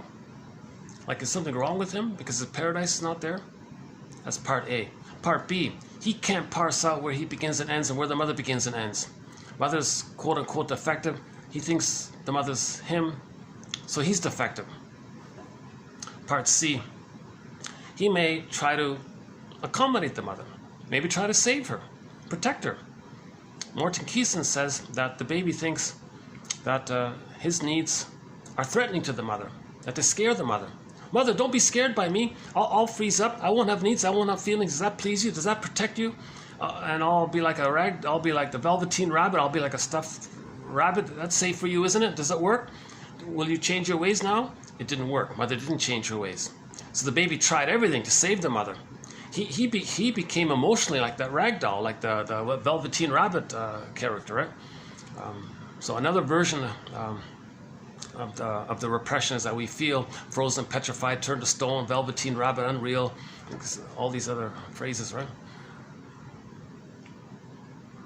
So post the repression, post the loss of the golden ball, afterwards, the after effect feeling might be that the person feels unreal, like the Velveteen Rabbit. So that whole story was about the rabbit wanting to become real. Right? It's a metaphor how we want to feel alive again, right? So the baby tried to save the mother, correct the mother, heal the mother, make a traumatized, dysfunctional, misattuned, malattuned mother, make her be a healed, healthy, normal, loving mother. Baby couldn't do it. It's not the baby's job. No baby can do it. But he thought he's a little god. He thought he could do it. That's part C. He couldn't do it. So you add those three up. He concludes with some kind of sense of himself that he's defective, flawed, no good. Yeah? Because he lost his paradise, he's in pain, not getting his needs met. He freezes up. He tried to save the mother. Mother's defective. He thinks he's defective because the mother's him. You add it all up, he thinks he's defective. So that the mindset is, I'm not okay. So all babies begin with, I'm not okay. Put it that way. Now, remember, the mother must be seen as good for safety. The act of creating that, like the act of lying to himself again, like he can't even accept the truth of it all. Now he's got to lie to himself, another insult to injury. He's got to make it up the mother's all good. What a huge action to do, to trick himself. But it comes at a huge cost, because when he hallucinates that the mother's a goddess, that act has a kind of corresponding self-reference where he thinks he did something wrong. I don't fully get this, to be honest with you, but when he hallucinates that the mother's a goddess, he thinks he committed some kind of crime. It's called unconscious guilt, related to doing, layered on top of the underlying defectiveness, the being, the shame. Okay, shall I compare thee to an onion? So the guilt for the doing masks over the underlying shame for the being. Okay, so we can borrow the fugitive story from the 60s, the black and white 60s show starring David Jansen. He played a doctor named Richard Kimball, who was accused of something, but he didn't do it, he was innocent. And the tagline for one of the episodes was, Richard Kimball is a fugitive from the justice he seeks. Well, the baby's an emotional fugitive from the love that he seeks. Baby thinks he committed some kind of invisible crime. That act of hallucinating that she's a goddess, he thinks he committed some kind of invisible crime against nature or something. So he committed some kind of crime called hidden guilt, another one. Hidden guilt. Okay. Also, the Franz Kafka story is in reference to this. Okay. In that story, some guy was told that he's guilty. He said, of what? Oh, well, come back tomorrow. We'll tell you tomorrow. Comes back tomorrow, told to go to another floor, another department. He's bouncing around to some bureaucracy. He never knows what he's guilty of. And the whole play was about him being bogged down, feeling so guilty, but he doesn't know what. Okay, that's the whole idea. That's a reference to this. So Kafka was a bit of a, he was a traumatized guy, a lot of issues, but in his writing he was perceptive in that area, right? So that story is unconscious. So the baby feels unconscious guilt. So you add up the unconscious guilt, over on top of the unconscious shame, the three parts of that. He concludes overall that the psychic structure is he's no good. Okay. Mother must be seen as good. So the mindset is I'm not okay, you're okay. So that's the normal sort of state of affairs in the beginning for the first few weeks. Okay. Just in general terms. There may be exceptions for if the baby had a perfect delivery, and everything was smooth and rhythmic and flowed there. He's okay, and maybe he can maintain that I'm okay in the paradise. He never gets to that traumatized place. Maybe he never has to recover from birth trauma or relational trauma. Maybe a few cases can get that. The theory is maybe up to 10% have a healthy birth and a secure attachment style, but most babies are not getting it, or homotraumicus, right? That's why we have tens of thousands of myths and fairy tales to describe this, to make us aware of it. Part of our innate drive for healing. Okay, now if the baby begins with, so to keep it simple, the baby begins with I'm not okay, you're okay. And this goes on, like this continues, I'm not okay, you're okay. And it continues for the first few weeks. It's a strain. He can't take it anymore. He's going to project his soul. Yes, he feels shame and guilt, but it's still his soul. It's still his true identity. It's wounded, but it's still himself. He gives up himself. He'll say others are defective and no good, and hence that encyclopedia of terrible terms to describe others. They're describing themselves. They feel, fill in the blank. Some people are very fluent in all that. It means they're very traumatized if someone's fluent in all those terms, you know. A sec.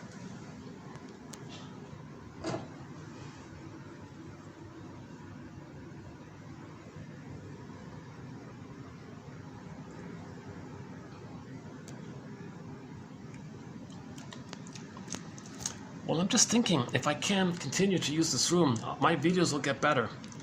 As I get used to this new environment, or new again environment, I think I'll calm down.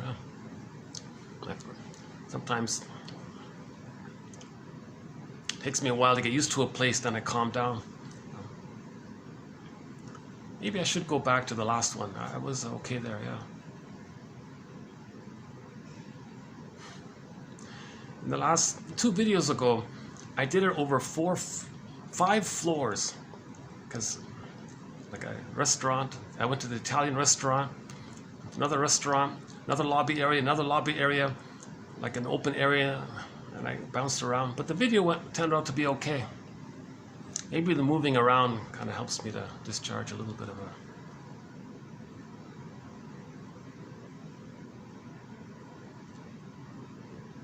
Yeah, there is value to that haka dance. What's it called again? The Maori, they do the haka dance. There is some value, because if we don't do the haka dance, it's safe. It's not against anyone. It's just to move some energy or something, right?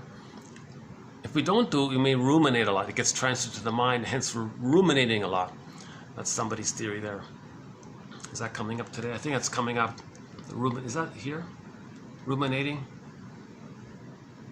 Oh, in the next video, we'll do the ruminating one. Yeah, I've got a bit of a backlog of quotes here. So that's coming up maybe in the next video, but the ruminating one, because they're not doing enough physical exercise. So if they're too sedentary, they may dream too much, ruminate too much. But if they do a little more physical movement, energy, like if they run or something, maybe it kind of moves things along or something. No question mark about that one. So if the baby is shamed continuously in a thing called a strain trauma, he'll see his unloved self unto others and say others are no good. That's a trauma. He identifies with the aggressor because he needs to attach to the shaming mother. He becomes the shaming mother. When there's trauma, we repeat. How does he repeat? Mother shamed him. He wants to recreate that. So he becomes her. He'll find others to play him, so he'll shame others. So he'll say others are no good. To replay how he believed originally that the mother said he was no good. So he creates all of these false beliefs.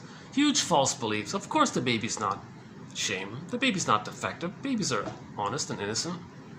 They're born to develop and be themselves. Babies don't commit any kind of crime. That's ridiculous. No baby's guilty.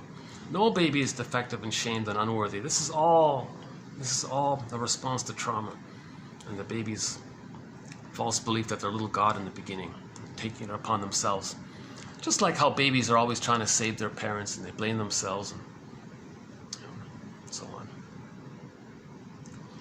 Okay, I won't do the personality patterns, but there are a batch of personality patterns that spring forth around that area of the stinger area of identification with the aggressor, shaming others, controlling others, hating others, wanting to damage others, to replay how the mother did those things to them, the stinger personality pattern. If the child can hold on to a soul, if he can hold on to a soul post 18 months, then he's holding on to the original I'm not okay, you're okay. So there are the pleasers, the clingers, the caretakers, they're still childlike in that emotionally and still looking for a good parent to help resume development. Now they're overtly painful because they accept their wounds. So they're in the human area of woundedness. The prior ones, the stingers, give up on all that. They hate all that. They shame all that. They don't want to go there. They're just taking refuge in the grandiose part self, that the little gods. So they reject all that. Okay? And they're in the survival mentality of the traumatized amygdala. Now the traumatized amygdala has the memory that the baby wanted to take in, enrage, gobble in, sees that as the mother. The mother's a hungry wolf that wants to eat him. So his attitude in life later on, to reflect that, to mirror that, will be, well, life is just eat or be eaten. My greed or your greed, me or you, my envy or your envy. He'll have this kind of binary thing referring to the baby template where he was enraged, he wanted to take him, puts that onto the mother. No, the mother's enraged, wants to take him in. So the which won't eat me, right? Hansel and Gretel, which wants to eat the children? The Boar Queen and the White Bear King Balaman wants to gobble in the guy, right? And make him a Cyclops. They eat the people, so they eat or be eaten. This is the traumatized brain scenario, right? Plus, they see things in either or ways, useful or not. Forget it. Don't care. Utilitarian. And it's usually like all or nothing, or perfect or forget it, now or never. Everything or nothing. These kinds of binary kind of things. The more traumatized the baby is, the more they're going to see the world like a traumatized mammal in the jungle, like the eat or be eaten mentality, right? The main emotions are fear and anger at the console. Joy and sadness are frozen. They're lost in the unconscious. The goal of healing is to get back joy and sadness to the console. That's the human side of being human.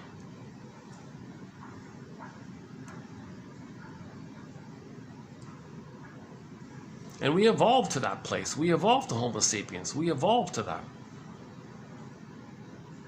Meaning the recognition that we're one family. We evolved to that. I'm okay, you're okay. But we became traumatized 10,000 years ago, right?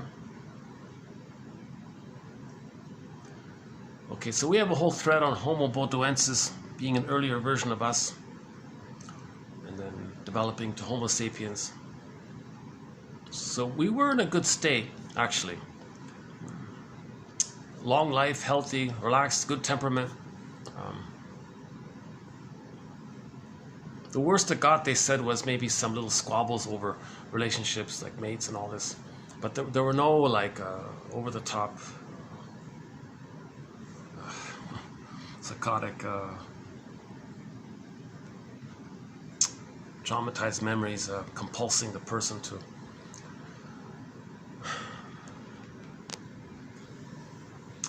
So we did the 40 way. Yeah, let's not do the 40 ways here.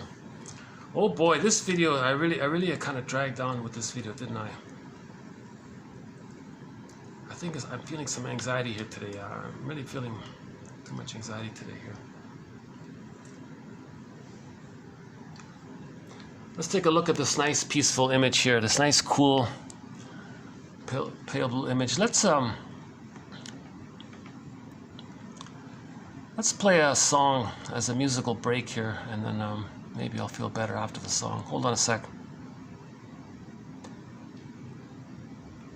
You know, I just came across a cover song of Love Hurts by Ann Wilson. Let's play this one here. Now, of course, she's talking about transference love, right?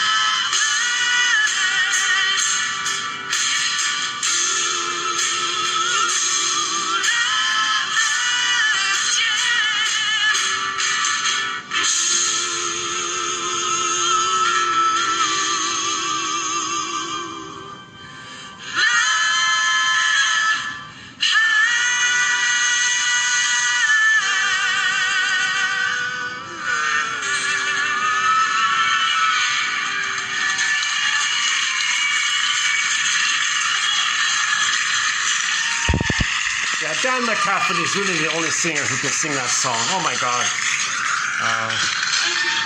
I guess that comes, that's a distant second, right? Dan McCafferty's really the only one. Even Gilmore tried to sing it. He couldn't do it. And here's Ann Wilson. She tried. Honorable effort there. Yeah, Dan McCafferty is one of our musical voices.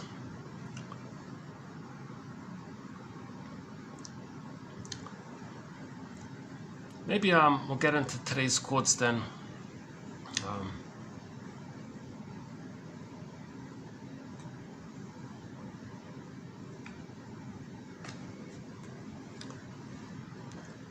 So, in conclusion, baby loses his golden ball. The byproduct, he feels frozen like the woolly mammoth, petrified like the petrified frog, stone like echo turns to stone or a statue, the velveteen rabbit, they feel unreal. Even the wood, the story with the woodworker, the carpenter guy makes this little doll of a boy, like it wants the boy to come to life, means he wants to feel alive again. So we feel like that when we lose the golden ball. Okay, that's the trauma. We lost the golden ball, or pureness got zooped away, locked away, baby, all the zoop, and then we feel the byproduct feeling is frozen, petrified, stone, unreal, etc. And the way it's described at midlife kind of thing. So we want to get back to golden ball. Okay? So we use these quotes, these theories, maybe little ideas link up and help us to be conscious. We'll make the unconscious conscious. This idea of trying to make the unconscious conscious, something, this little process in the middle, this energy in the middle that's making, that energy can be a character called Hermes or the Raven, or some kind of, in a myth or a fairy tale, if there's a helpful character like that, who's mysterious, they represent that mysterious energy that's trying to make us unconscious conscious, right? I know Chinnen likes to talk about the story Brother Lustig. So the character in there was some guy named Peter, some kind of saint, some mysterious Peter guy. I couldn't really relate to his version of it, but in the story The King and the Ghoul, I thought that wasn't bad. The ghoul character, the ghoul, but it was helpful. So this trickster character, it's just something to imagine. It's an embodied imagination of a character to kind of refer to this invisible, mysterious, energetic force that's trying to make the unconscious conscious. It's not meant to be like a literal character. That's why Chinnen's choice is a little confusing about that one. But I much prefer characters that are considered a little more mysterious, a little more invisible, right? Like the Hermes one or the Raven ones, or a lot of people refer to the Star Wars guy, the Obi-Wan Kenobi guy or something, like an invisible guy or mysterious guy. But usually it's some kind of a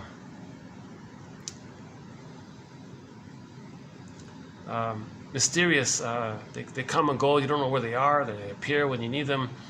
This kind of character, right? I guess Iron John served that function, right?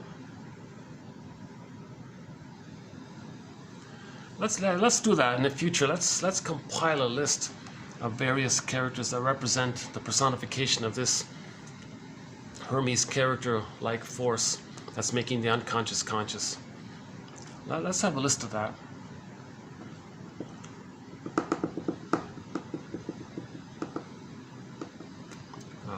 So for the time being, I'll just stick with Hermes and the birds. The birds are like symbols of intuition, like knowing, like something's coming up. The bird, oh, some little knowing, some unconscious thing is coming up. You see a bird, that kind of thing. Especially the raven and the crow and all that. So, when there's trauma, we try to repeat it. The theory, so my guesstimate is the baby's saying, the baby's in a state of timelessness, no time, no time. Baby wants love, he's getting shamed, he's pained, but he doesn't want that outcome. So it's as if, no mother, I need love, not shame. No, not that. I need the love, not that. So he's hoping for the proper outcome, the needed outcome. No, not that. I need the right outcome. I need attunement, reverie, maternal holding environment, the soothing interject experience, relationship with you, rhythm of safety. I need like this positive maternal experience. No, not the rejection and the shame and the hurt. No, I need the love, not the hurt. The love, not the pain. So he's maybe in a state of timelessness. And imagine that being pressed on a record, like a vinyl music disc record as a metaphor. Imagine that dynamic of the baby saying, I need love, not pain, on a record. Every neurotic is a music enthusiast, but he only has one record. He carries this one record, this record just mentioned, everywhere with him. Every time he sees a record player, he spins off that old record in the present. So the present becomes like a replay of the original scenario of the baby, the mother's no, not shame, love. So he's going to, in the present, replay, hoping to get that love outcome that the baby hoped he could have got, with the mother saying, no mother, not shame, I need love. So in the present, he's still doing it. So he's going to distort the present. The present becomes like an as-if staging theater thing for the past, hoping that if he replays and reorchestrates and relives like a new edition of the past and the present, somehow in his fantasy, he can get the needed love outcome that he was supposed to get in the past. Okay, undo the past, correct the past, get the love outcome past. That's called repetition compulsion, to not get that painful outcome. He wants to get the love, to get his golden ball. He feels normal. He doesn't want to feel psychic pain, emotional pain, numbed over with endorphins, sleepwalking through life. That's the trauma. He wants to get up. So we repeat in this effort to, the positive intention is that we're still looking for the love outcome. But since there is time, and we can't, and no time machines, we can't go back, then the next best thing is to think of it as a message from Hermes, that we're orchestrating what happened, we're orchestrating this. So the trickster character, or the jester character, whatever, is whatever form it takes, it's communicating to us to say, hey you, hey conscious you.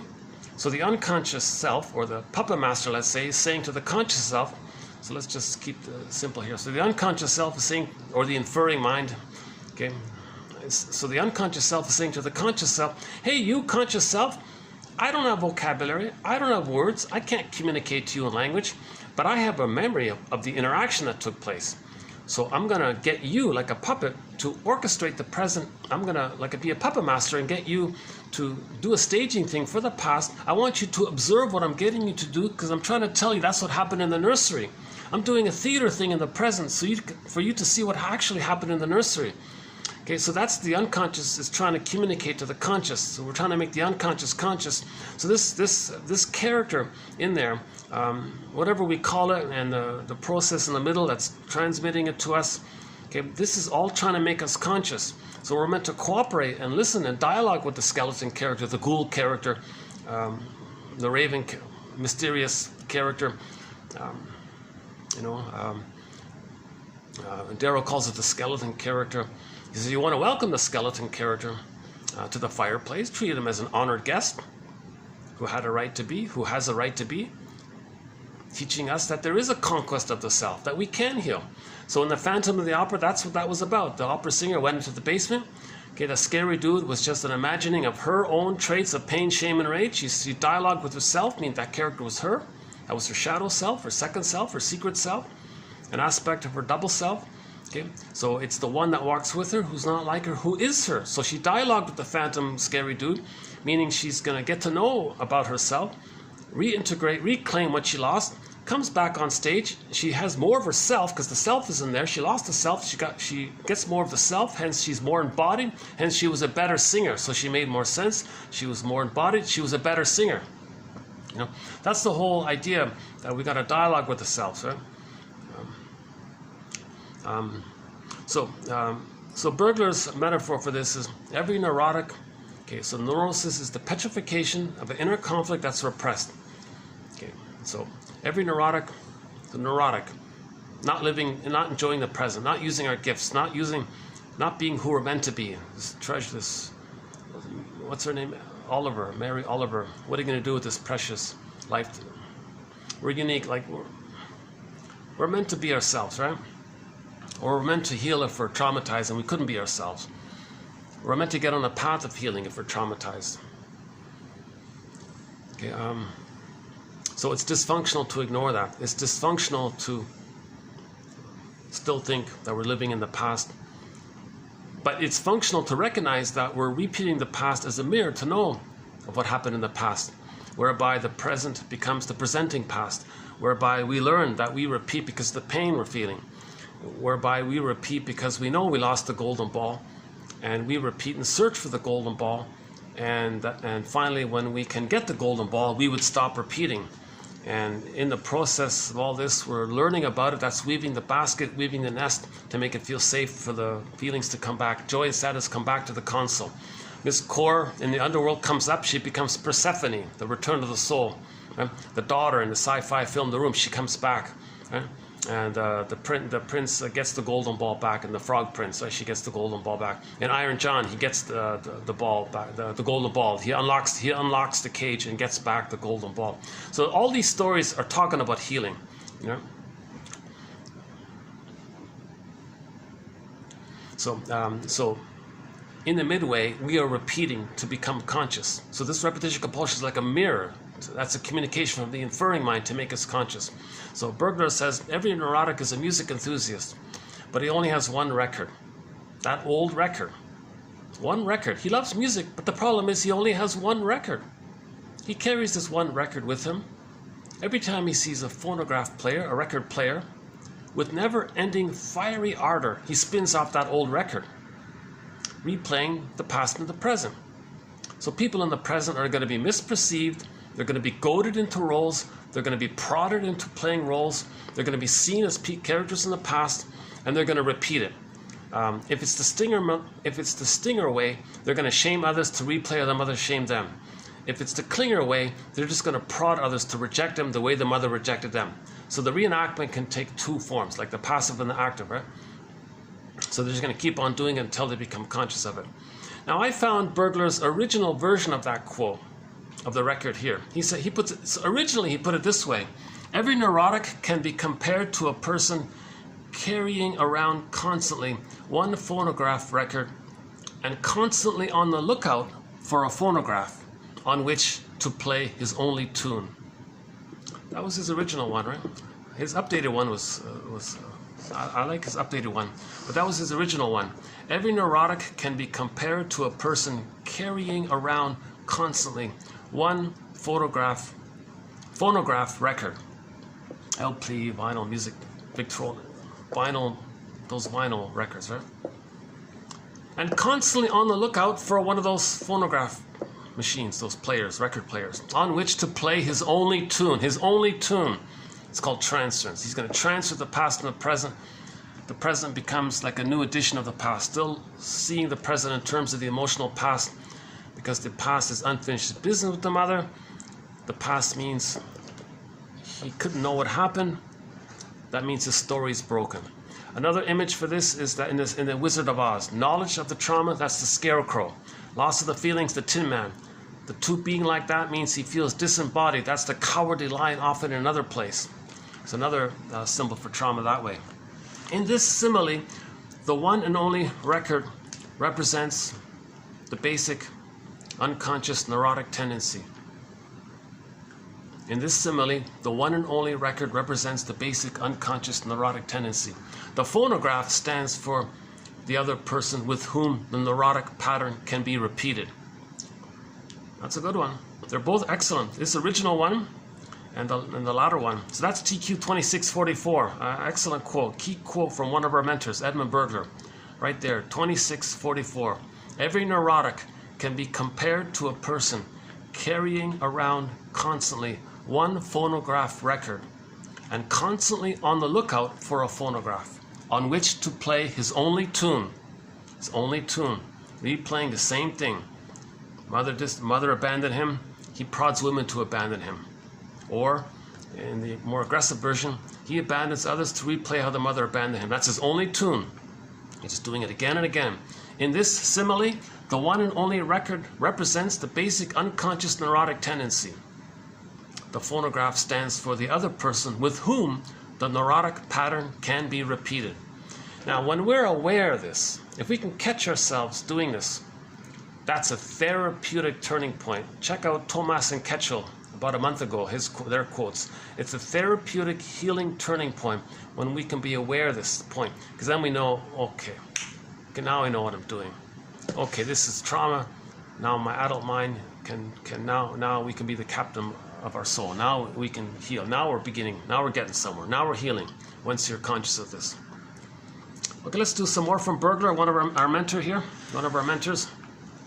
On projection, he says, projection denotes a psychologic process which enables the person, through unconscious shifting, to attribute his own feelings to another person. These feelings are always disagreeable, okay, consciously rejected ones. So consciously he's going to reject it. I don't feel this. I don't. So the baby's saying, I'm not enraged. Oh, that's unconscious, right? But in consciousness, like as an adult, oh, they're this and they're that. So we say, no, I'm not this or that. But unconsciously they feel it. See, it's a mirror. Laughlin calls this a mirror. Projection is the means or the mirror to bring repressed material to consciousness. That's Hermes. That's the raven trying to mediate this. Okay? So Hermes, the trickster character, these are the mediators for all this, right? Projection. Good quote on projection. Next one here. Neurotics are, in my opinion, capable of transference only. They don't love. You see the song Love Hurts? That's called transference love. Transference love hurt. Love doesn't hurt. I'm okay, you're okay. Nobody's hurt. But in transference, we were hurt in the nursery. We transfer that in the present, replay, create it in the present, so we are reminded of how we were hurt. So you don't blame the person in the present for hurting you. You're just triggered up of how you were originally hurt. And neurotics only transfer, so all this hurt and pain, it's just the revival of the pain we experienced in the nursery. That's the song, Love Hurts. It's transference love. 99% of these love songs, romantic love songs, or not 99%, many of them, I don't know, half of them, let's say, they're talking about transference love. If you say, oh, you're a mistreating heart, Rick Santers, the Santers band has a song called Mistreating Heart. You're a mistreating heart. No, the person wasn't interested, unrequited, whatever. You're just reminded of how the mother mistreated your heart. Fluschweiger, the song Heartbreaker, the Bee Gees song, made popular by Dionne Warwick, also sung by Katja Epstein. And so Fluschweiger means heartbreaker in German. So the singer says, the person says, oh, you're such a heartbreaker. No, they just reminded you of how your mother broke your heart. It's called transference. Transference is not just a repetition of experiences from childhood, but represents the whole experience of the client's life. That's from another author there. I just thought I'd add it there. Okay, let's go back to Bergler. In my opinion, Bergler says, alcoholism is one of the specific masochistic techniques used in repetition of the situation of oral disappointment. Oral disappointment. Okay, fluid, oral, right? Milking, nursing, right? To repeat masochistically the oral refusal. The oral refusal. The bottle will do it. The powdered stuff will do it. The baby wants natural feeding. He doesn't want the powdered stuff. That's the oral refusal. Or the schedule. Baby says, I'm hungry. Mother says, no, you got to follow the schedule. There's some kind of a lot of refusals taken. Or the mother...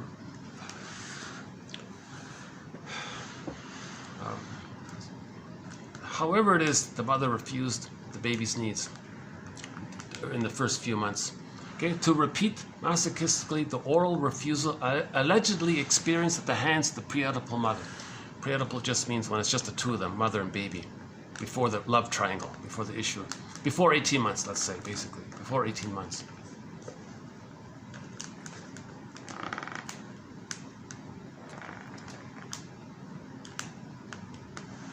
So baby was disappointed, emotional eating, or this one here, they're going to be disappointed. We had a quote about a month ago. They said, well, alcoholism is more of a demand to find the blissful one. So that they enter into this blissful state. They're going to be one with the breast. Emotional eating, the cookies, there's more of an acceptance that the mother can offer that. But with trauma very early on, if trauma is before 18 months, they might be more into this. Right? But trauma post 18 months, they're sort of halfway there, so they can accept it midway. So the cookies, so the clingers might be more emotional eaters, but the stingers might be more in the area of this issue here, of something more forceful to demand the illusionary oneness. You can blank out, trance out, be drunk, or whatever it is.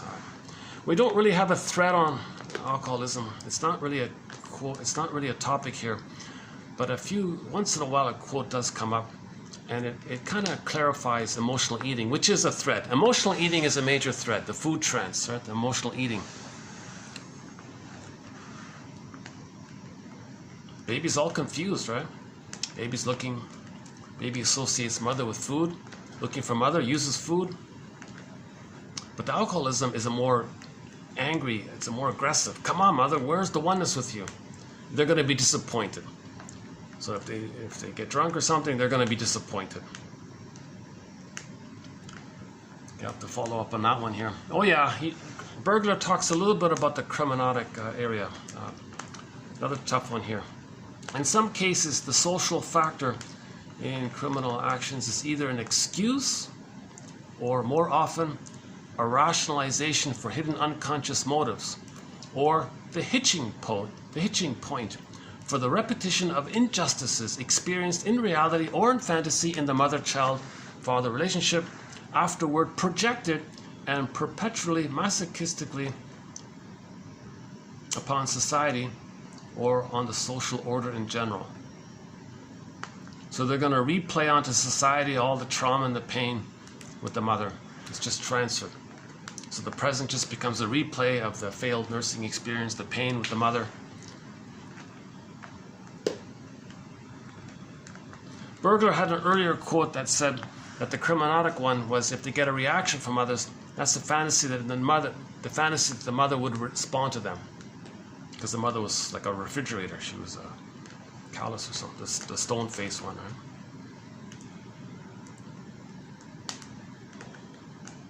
Oh yeah, there's a quote about that, if the mother is... Okay, we'll have to so these two are sort of undeveloped. We'll update these ones in the future here. I'm just posting this here for future reference. Okay, next one. One purpose of the active reversal of what was passively experienced is to restore the lesion in the victim's mortified narcissism. Oh yeah. When they identify with the aggressor and be the active one, that's going to fuel their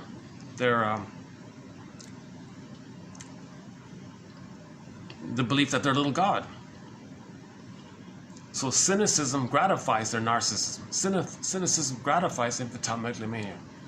They're going to be the active one. They're going to do the shaming. That gratifies their importance. Mother was very important, put the baby down. They become the aggressive mother who puts the baby down. They see others as the baby. They act like the mother, and others are them as the baby. So they feel important because they become the shaming mother. That gratifies their infantile megalomania, of course. So identification with the aggressor fuels the infantile megalomania. So now you know why. If someone's the bully pattern, the Iago pattern, narcissistic pattern, they're gratifying their false belief that they're still a little god, meaning they didn't get the love to advance out of it. The baby only loses the narcissism when he's loved, emotionally loved by the mother. So anybody with the stinger personality pattern, that's knowledge that there's trauma. That's knowledge that there's trauma. If anybody's going around with somebody with something other than I'm okay, you're okay, something other than gratitude and affection, okay, that's a sign of trauma. If it's I'm okay, you're not okay, that's the stinger personality pattern. That's more severe trauma. If it's the more codependent place, it's painful, and they're often going to be shamed on others. You see, the clingers say, I'm not okay, you're okay. The stingers say, well, I'm okay, you're not okay. They often collude. So the clinger is replaying it. The clinger says, well, of course, well, if I'm not okay and you're okay, and you think you're okay, and I'm not okay, well, that fits, so to speak. So the stingers will shame the clinger, and they think, well, that makes sense because I'm not okay. So they always have this guilt thing, and they're still trying to save the stinger. Stinger says, well, I don't care about that. I just like the pleasure of, being negative towards you, so I can replay how my mother was negative towards me when I was a baby. They've identified with the aggressor. They're mama's boys. They only love the mother, meaning they're merged with her, and they're angry with her, and to stay connected with her because they never got love to leave her. And in the anger of that, they're going to shame the clinger.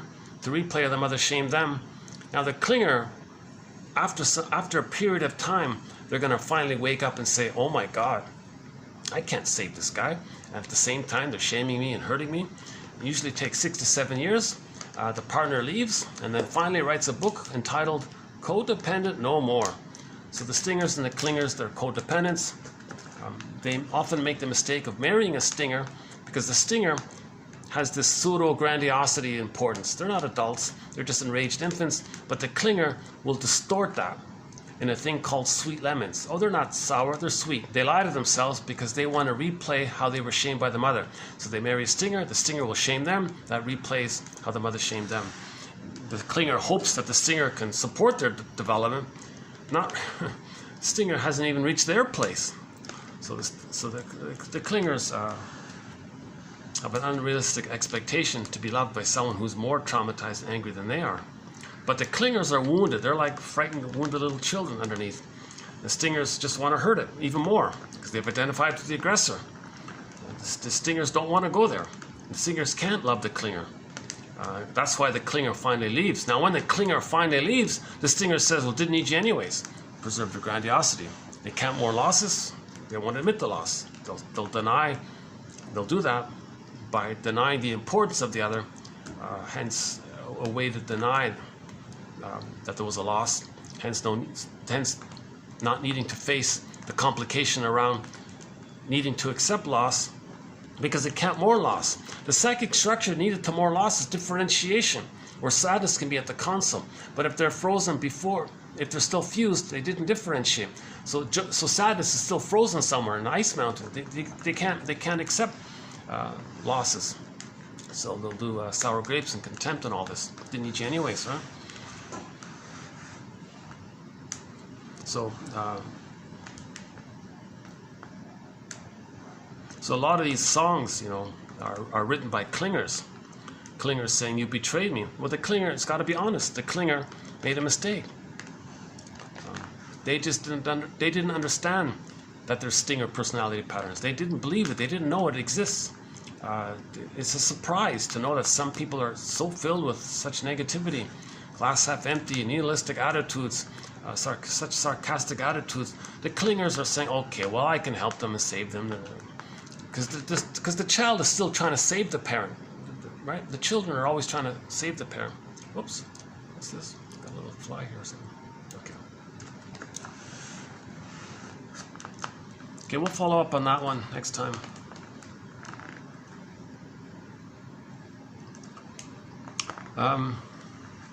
His answer, the client said, authority. Oh no, Bergler was complaining to a therapist who said, authority in itself makes you shiver. He says, Bergler says, a more rational answer would have been that the father pattern established in infancy sought repetition. So don't say authority figures make you scared. Say, well, the father pattern established in infancy sought repetition. So you're repeating. Okay, you're seeing the person in the present as the hurtful father, okay, or mother, or whatever. Again, with repetition compulsion. Next one here. The client role assigns people into the role of refuser so that now he can be in pseudo-aggression, seemingly in self-defense, while repressing his own provocation and masochistically enjoy the situation of being in love, pulling a nobody loves me. So sometimes the clingers are going to replay how the mother didn't love them. So they'll create some drama with the stinger and fight with the stinger. They're going to lose, of course. Oh, nobody loves me. That's what he means. So the clingers are emotional masochists, self-defeating behavior pattern. Okay? So the clinger might marry a stinger for this purpose. The clinger is considered the emotional masochist. The stinger is considered the emotional sadist. Right? So that's that unhealthy collusion that takes place. Bergler is famous for this writing. He writes a lot about writing. He's got a book about writers and all this. So here's a challenging quote from his writing book.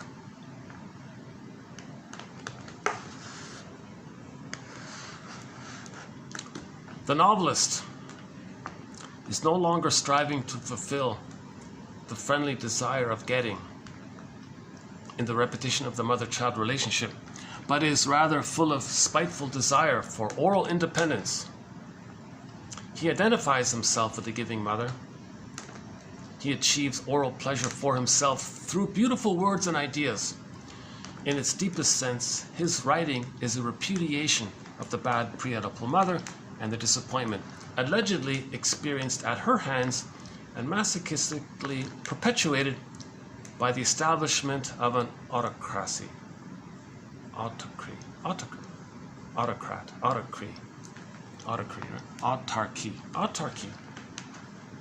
Like he's going to be self-sufficient, like a little pedant or something.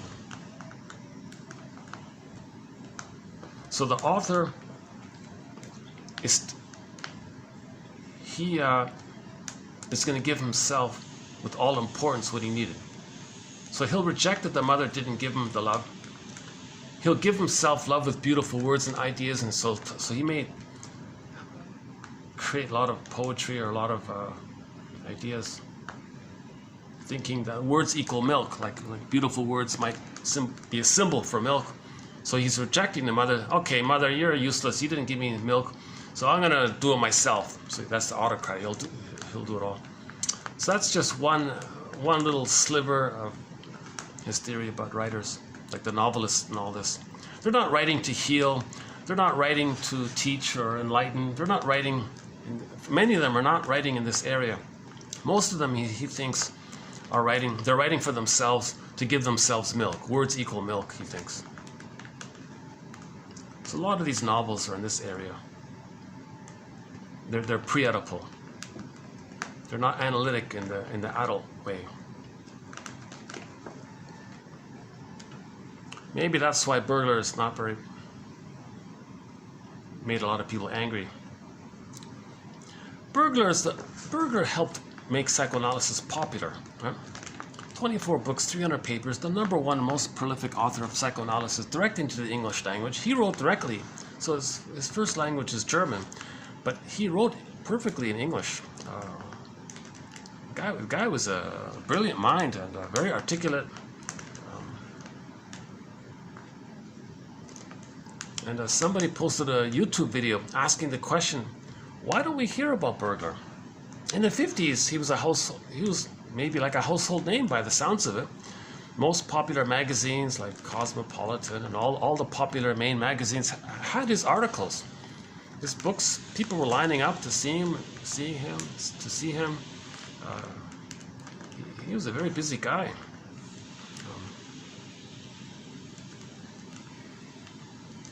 So I also wonder myself, why.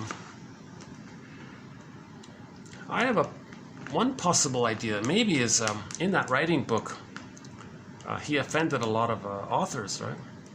A lot of these authors were the plunder system people, the public relations.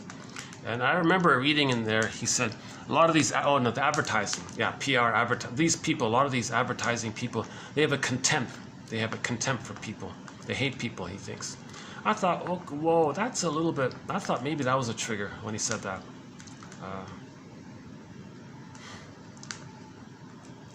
He's got so many.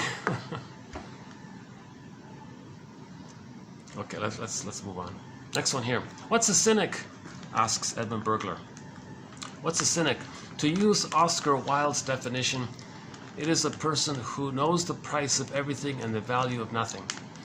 A cynic is characterized by Henry Ward Beecher as follows, quote, "The cynic is one who never sees a good quality in a man and never fails to see a bad one. He is a human owl, vigilant in darkness and blind to the light. The cynic puts all human actions into two classes, openly bad and seemingly bad, which means that the cynic has a cold-blooded attitude toward human values, suspecting behind every decent or even harmless action some lower dirty motive." So the cynic, they hate everything, full of envy, no trust, they don't believe it. Okay, that's the trauma. If the baby is traumatized and freezes up before 18 months, he can be a cynic. And then pessimism represents a face-saving device for childlike megalomania. Oh yeah, this bad thing's going to happen. They feel important when they say that. So a lot of people are doing this. A lot of people are making grand pessimistic statements. It makes them feel important. That's all that is. Next one here. Rationalization. Rationalization denotes a rather naive attempt to explain with quote-unquote logical means an unconscious process, visible only in its results. It is a means of explaining away an unpleasant and incomprehensible fact in a way which least damages one's self-esteem. Okay. Harmless and neurotic rationalizations. As long as the rationalization makes life easier in a not too neurotic individual, there's no objection to it. It is a different tale when rationalization is used to defend the whole structure of a neurosis in a neurotic pattern. So rationalization, this is fake logic, pseudo-logic. You want to give the appearance of being reasonable. Okay, this is all a mask, this is a lie, to not admit what's going on underneath, what you're really doing underneath. Preserving your grandiosity, preserving your dysfunction. Okay, so you cloak it over with something that sounds as if that when someone hears it, they're going to be impressed because you're using logical thoughts, but it's tricky and it confuses people. And what it does, people are confused by it, so they give up, so they don't question it. If you can't dazzle them with your brilliance, baffle them with your bull, says Professor Dell, a college English professor. We have it in our quote here, is it D-E-H-L, that one there? So logical fallacies,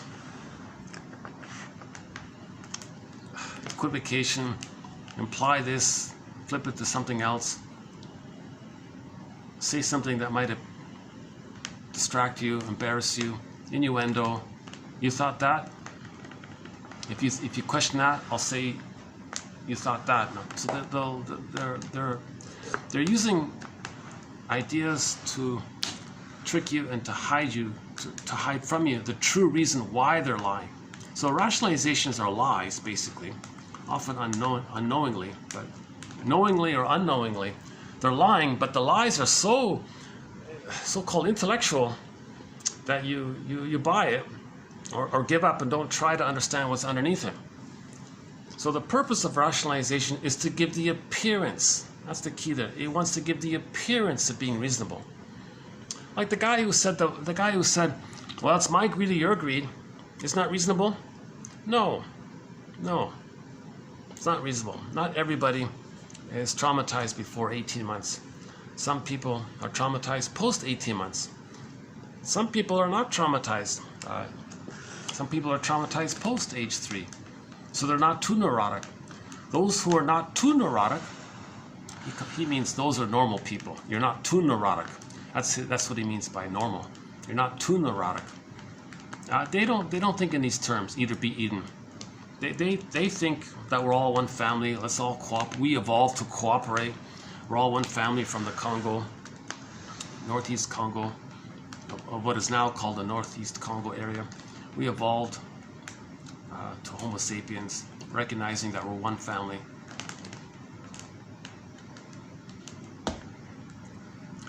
Okay, that's it for, that's TQ 2645, an assortment of loose quotes by Bergler here. Let's do the next one here. Okay, this one, this is a question mark for this. We're back to Marie-Louise von Franz from yesterday. This one is a question mark for me. I just put it here as a question mark. I'll follow up this in the future here. She said about the Flintstone. Not the cartoon, not the kids' cartoon. If you dwell in your imagination on the tremendous importance of a flint stone to a lonely hunter in the woods and to people having no electricity, you realize that the flint stone is a life provider. It's a life provider.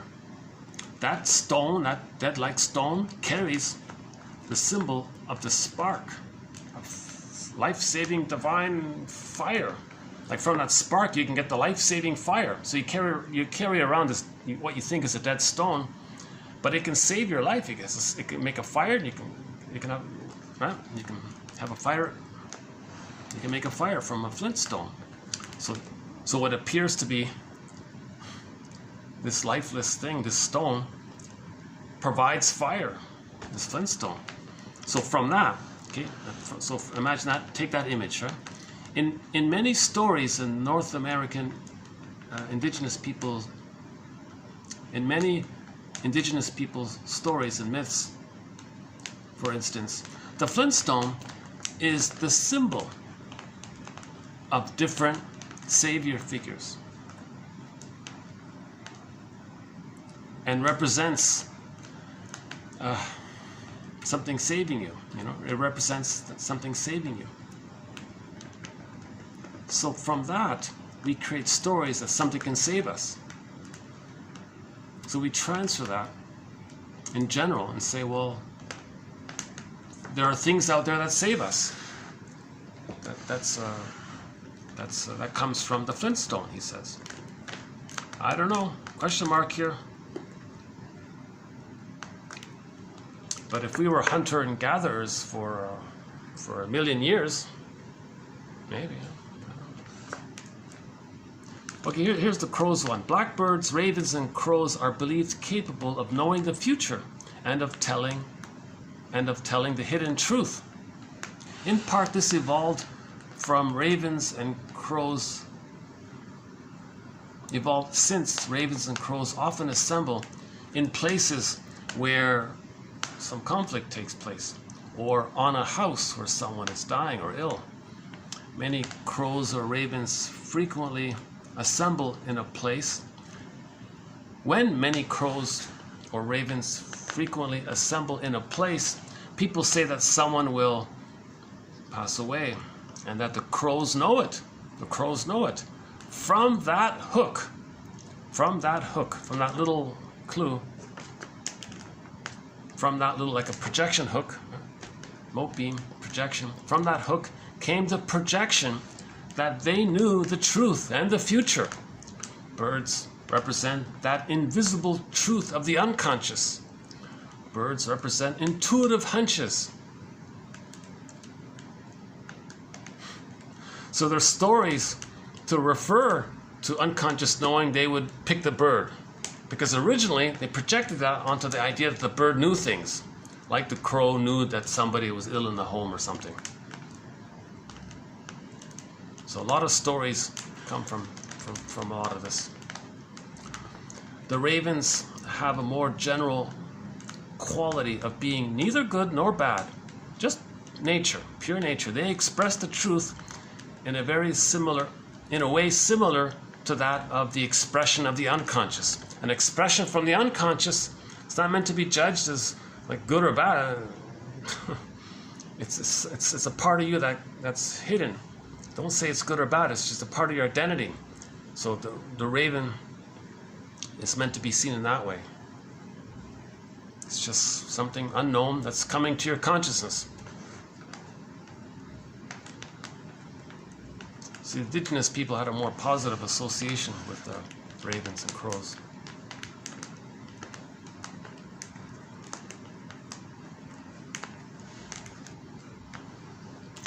My personal experience with the crow was when I was in the cottage last 2 years ago, I guess. I was in this little old cottage. A baby crow flew down the chimney, the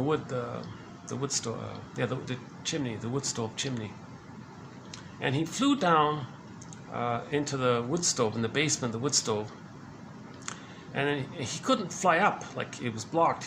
So he flew down, but he couldn't go up. And it was like a grill there. He somehow managed to go into the grill down, but he couldn't get out. So he flew down into the wood stove. The wood stove door was open, so he flew out of the wood stove, and then up the stairs into the mudroom area. And he was like flopping around manically in the mudroom. And I was asleep at the time. And then in the early morning, I was on the opposite side, and there were some crows. It never happened before. It was the first time it happened. There were some crows flapping around my bedroom window. And this is strange. What is this? Why are there crows flapping around?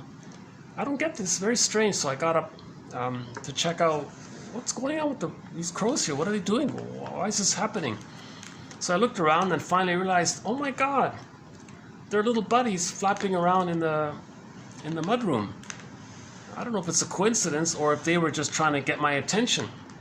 So sure enough, I freed the baby crow, and then he flew off, and his buddies joined him, and a bunch of them flew off together, you know. So did the crow like provoke me to help their buddy, kind of thing?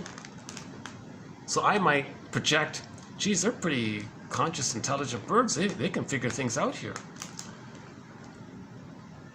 So they had some certain knowing, like an intuitive hunch or some kind of invisible knowing. So when we create stories about somebody knowing something, like Hermes knowing something, we might say, well, the crow came along. And so the crow is the keeper of psychological wisdom, they say. The crow is the keeper of spiritual knowledge, psychological, spiritual knowing, inner knowing, the invisible truth of the unconscious, intuitive hunches.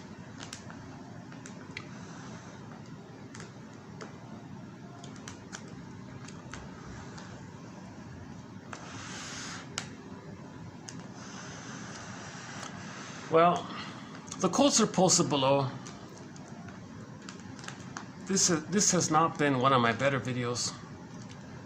I don't feel present in this video today. I really don't feel present in this video today.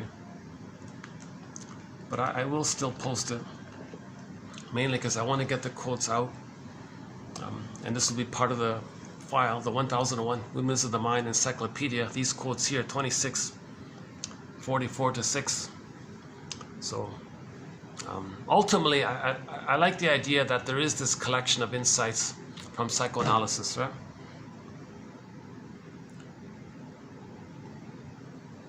We have a lot of great quotes by Edmund Bergler, so I'm glad we can add a few more this time here. See, the one about the writer, he's saying here, mother, you're no good, I'm going to be mother to myself. So he's going to write all these sweet words, maybe. Like a lot of poets might be like that. Well, speaking of birds, there's another quote, not by Bergler, but from someone else. Bergler's colleague thinks that birds are unconscious symbolic breasts. They're unattainable, they're beautiful, but they fly away, they dart away. You see them, you want them, like the baby was trying to nurse. Mother, I need you. The breast was this beautiful thing, but it was unavailable. Mother used the bottle, and so the bird, maybe there's a transference onto the birds. So we just have the one quote about that. He thinks the birds were unconscious. In our unconscious symbolism, the birds represented the elusive, unavailable, flying away breast. Hence, Cupid would take the arrow to kind of control it, grab the. Hang on, is that right? Oh no, scratch that. That's another one.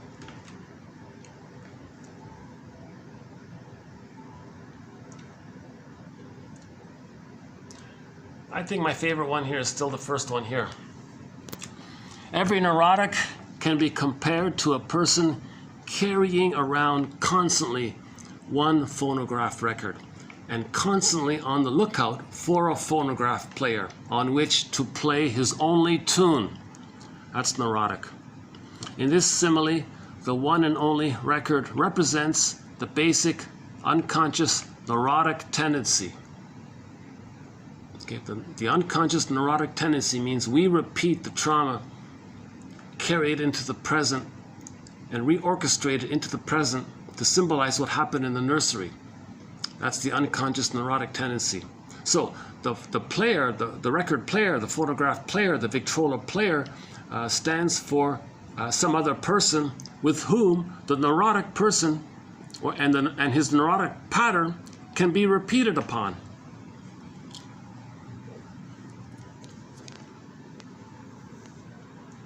So if the mother rejected the baby, they meet someone who reminds them of the mother,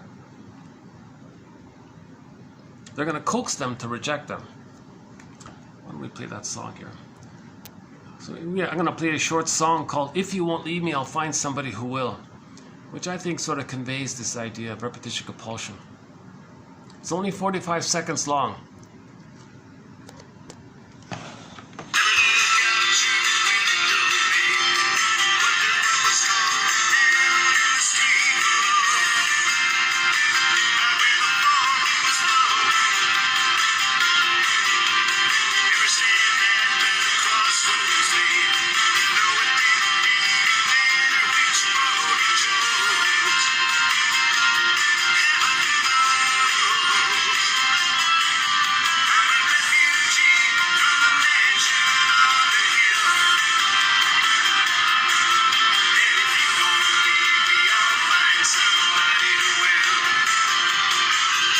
That's very neurotic.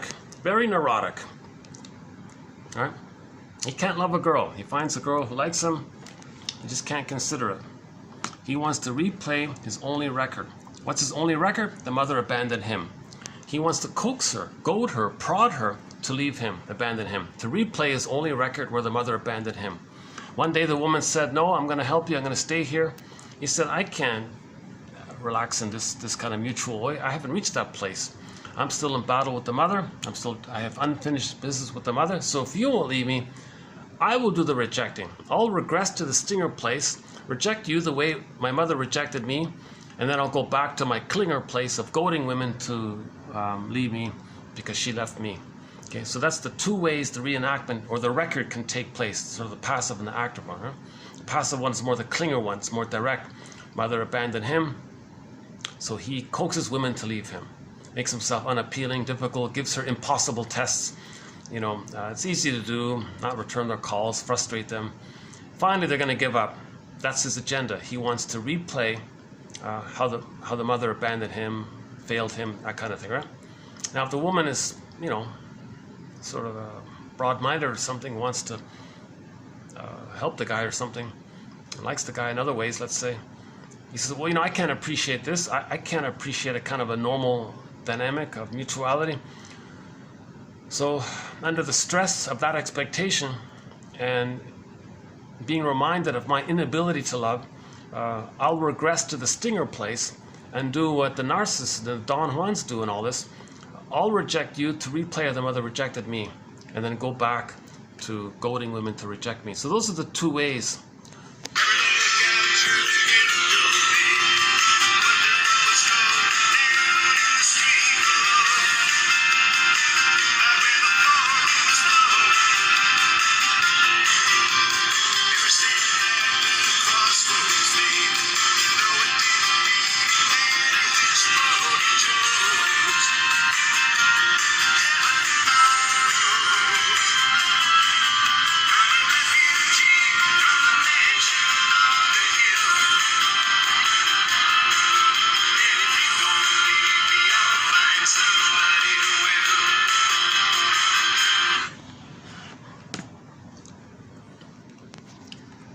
It's a little bit similar to Katie Lee's song. I don't have it here. Yeah, Katie Lee has a song called "It Must Be Something Psychological." She says she's only attracted to men who are emotionally unavailable. It's not logical, it's psychological. She likes men who are emotionally unattainable, unavailable, because that's her mother was like that. So she's replaying that record. Okay? Every neurotic can be compared to a person carrying around constantly one phonograph record and constantly on the lookout for a phonograph on which to play his only tune. His only tune.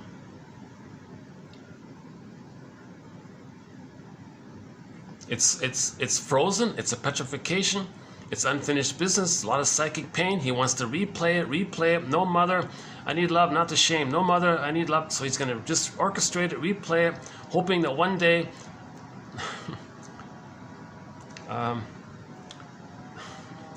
the past can be different. Like nobody in the present.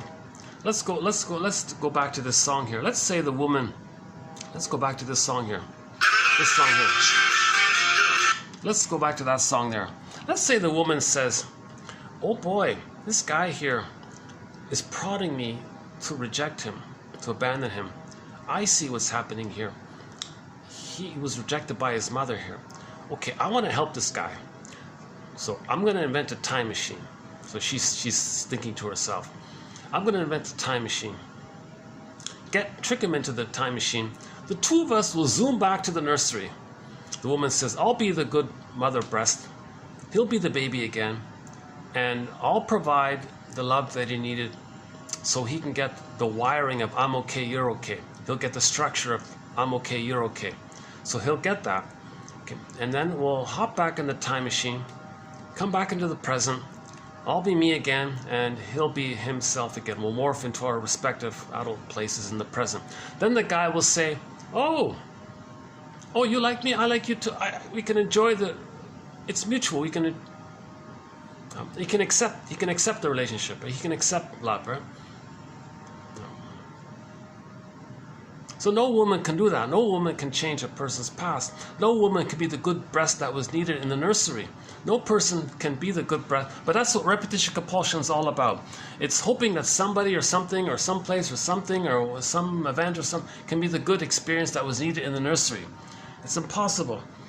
But that's a mirror to know.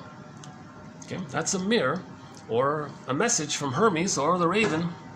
It's a message. If we think of the raven in terms of how the indigenous people thought of the raven, not in terms of pop culture who distorted it. So we got to think of it in terms of the way the indigenous people thought of the raven. They thought of the raven in a positive light. They thought of the raven as smart birds, very conscious, alert. They do have these really bright, shiny eyes, like they're very bright and they see, and they're very alert kind of thing, right?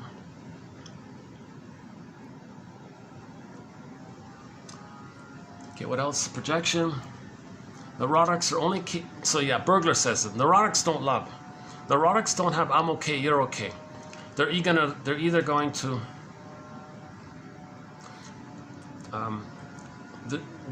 they do this thing like the play title, I love you, you're perfect, now change. Now the partner's neurotic, of course. So they're gonna say, no, you're perfect, you change. No, you change. So they're both going to compete to see who's going to be the good mother that the other needed in the nursery. So they're competing to see whose childhood they're going to recreate. So a lot of conflict, ups and downs, very dramatic. A lot of, right? It's not unrealistic.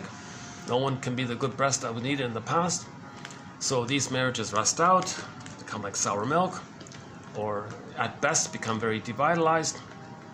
Now, if they're conscious that they're doing this, if they're conscious that they're replaying the past and the present, and they make I statements, then the marriage can be a psychological healing journey because of the intimacy and all this. It's a great opportunity. It's like therapy. Marriage can be therapy if they're conscious.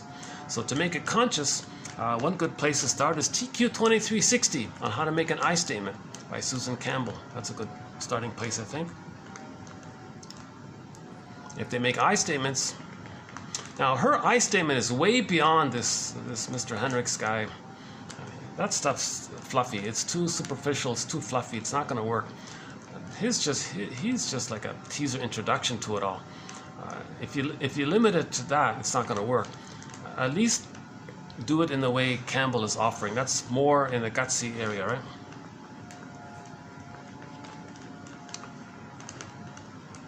Next one here was alcoholism.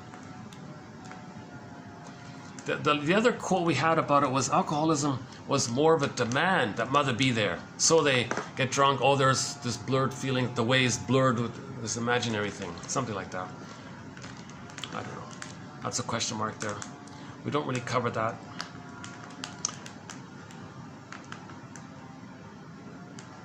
But maybe it's a sign of trauma. There's a huge oral disappointment. This alcoholism maybe symbolizes a huge oral disappointment.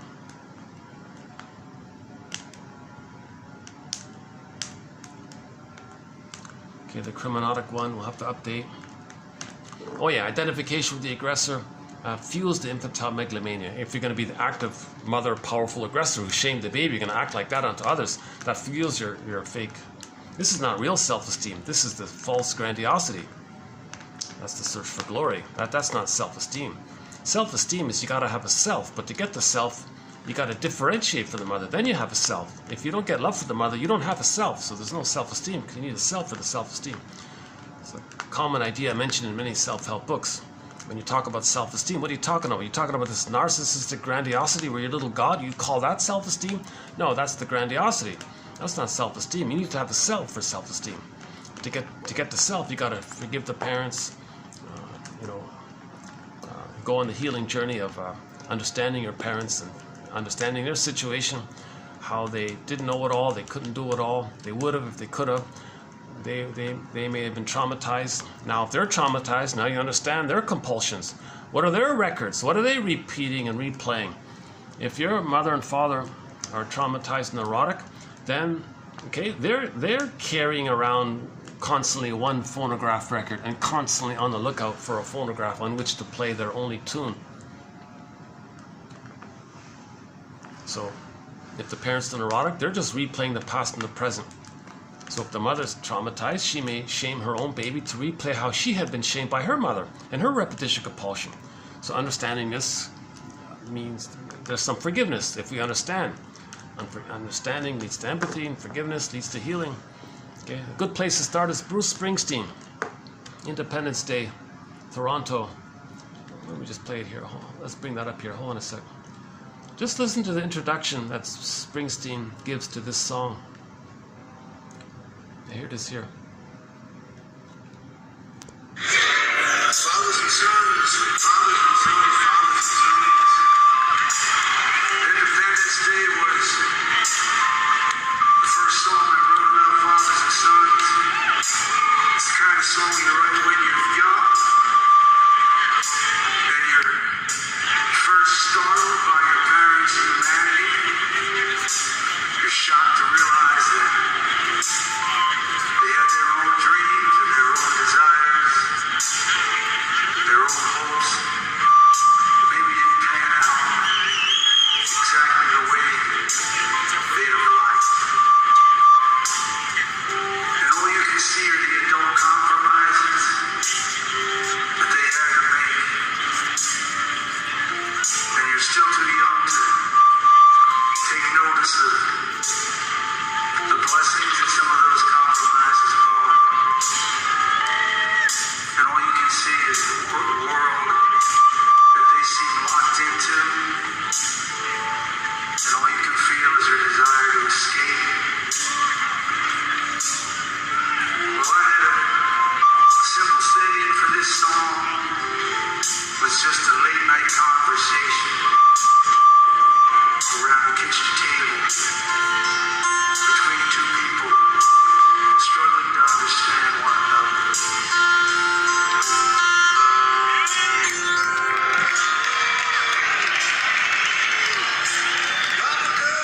Rosanna Deerchild, quote, "The more I learned of my mother's story, the more of a person she became to me." Barry Grosskopf, "Forgive your parents, heal yourself."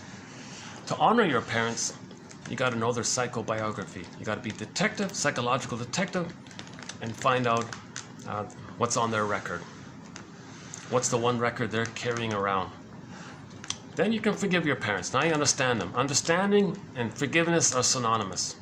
Then you can differentiate. Now you have some sense of self. Then you build your self-esteem from that. So forgiveness leads to self-esteem. Put it that way. Right? It's a major thread in our collection here, the one on forgiveness. So, what else did we do today? Well, the novelist one, right?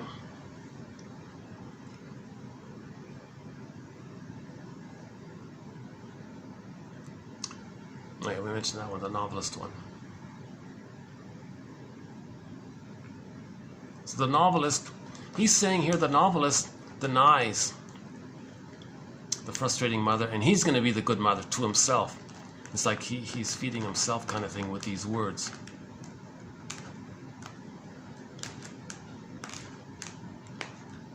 Maybe that's why a lot of people maybe got angry with Bergler. Maybe it's this one about the writing.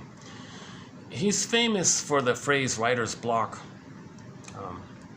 A person is blocked when something true comes up. Then they're blocked. Now they're afraid. So they want help. He says, well, something's coming up. You're trying to heal. You're trying to go deeper. No, I don't want to go deeper. I just want to press it and do my superficial thing because I'm making money with the superficial thing. Well, that's your business. But if you want to face your writer's block, something's coming up. Once you're aware of it, where you go with that, that's up to you, he said.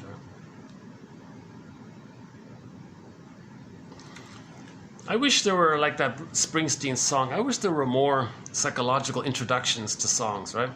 It's very rare for a musician to give some kind of psychological backdrop to their song. Yeah, we played Empathy by Alanis Morissette. That was not bad, right? Empathy. No, she did, but she didn't have an introduction to it. She just sang the song, right? Yeah, not too many people. Most introductions to songs are just little folksy little things, right? Oh yeah, I was on a bus and going to this city and I got the idea, it came to me, I wrote it down, here it is. Just simple little things, right? But musicians are artists, right? And they're expressing for us, putting to words what we have a hard time putting to words.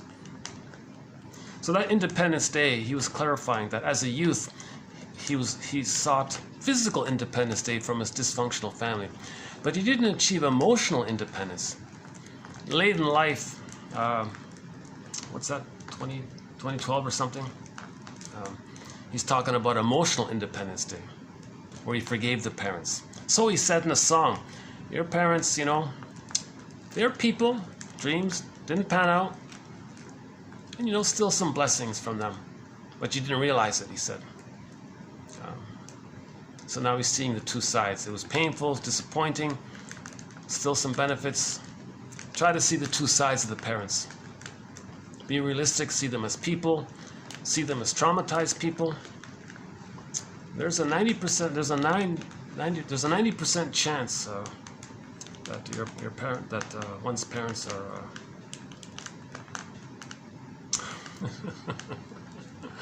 not too neurotic, put it that way.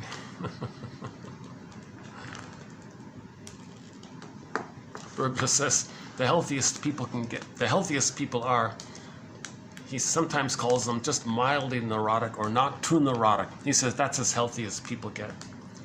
It's on a spectrum. We're all neurotic. It's just a range from not too neurotic or mildly neurotic to highly neurotic. Now there's a more severe one he talks about in that Incurable book. He explores the idea of like, how do you heal somebody who has the slogan, something's only wrong if you get caught. Like that he calls that the malignant neurotic. So that's a tough book. But he's writing back in the 40s and all that, so maybe nowadays it's a little bit better. Yeah, he wrote mainly in the 40s and 50s. Yeah, he passed away in 62, I think, or something.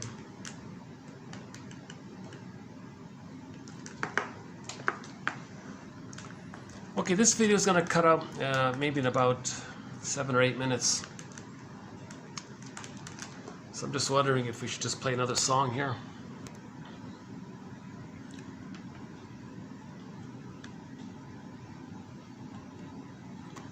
Any final thoughts here?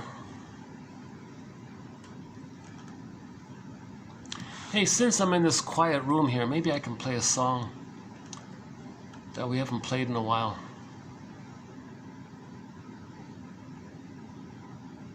Let's see. Storyteller. Hina Shihozo. Oh, we haven't played this song in ages. Why don't we just play this one here? Here's a song from an indigenous band. What is it? XTC, is that right? Called Hina Shil Hozo, meaning I am about you. It's typical love song. He loves the girl. Okay, let's play this one here.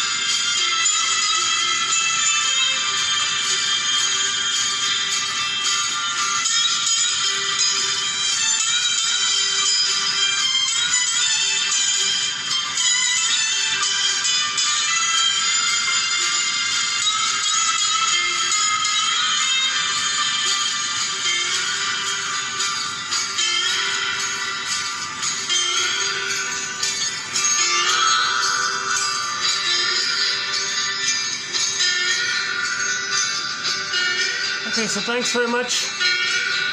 I'll see you in the next video. We might have some more quotes by Marie-Louise von Franz coming up. Maybe a couple from Robert Bly. And we'll continue to raise consciousness here. My hope is that the focus will be on the quotes, the strength of the quotes. Each person will relate to the quotes. My delivery is sort of a separate issue. It's just my personal anxiety coming up. So I really hope no one will discount the quotes by how they're being delivered by yours truly here. So overall, the broad agenda is to raise consciousness. If we heal inwardly, we come from a healed place, and our actions come from an expression from a healed place. But if we're damaged or wounded inside, our doing is distorted, it's so-called toxic, harmful to others. Okay, we don't make sense. Kristen Wilson says, if you're not in your body, you're not making sense, literally. So, close up with Rise again. Hayfield, Lovesick, Dan McCafferty, Lisa Welt, Mistreat and Heart, More Than a Feeling.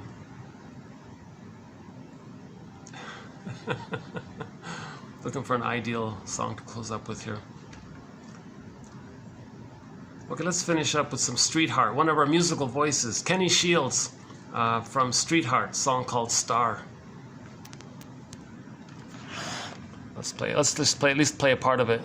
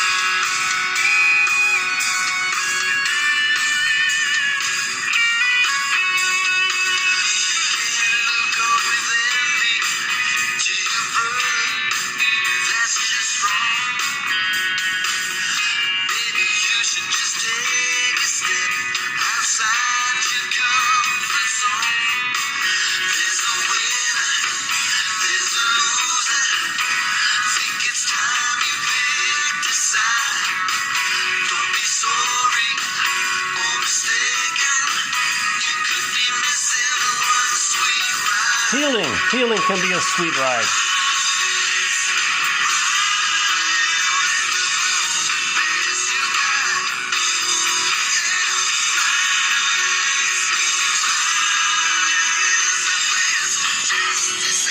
Rise can also mean be conscious.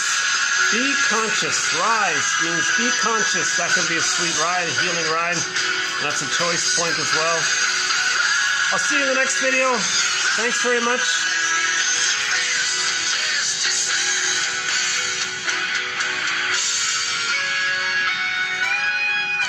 Okay, so I'll see you in the next video.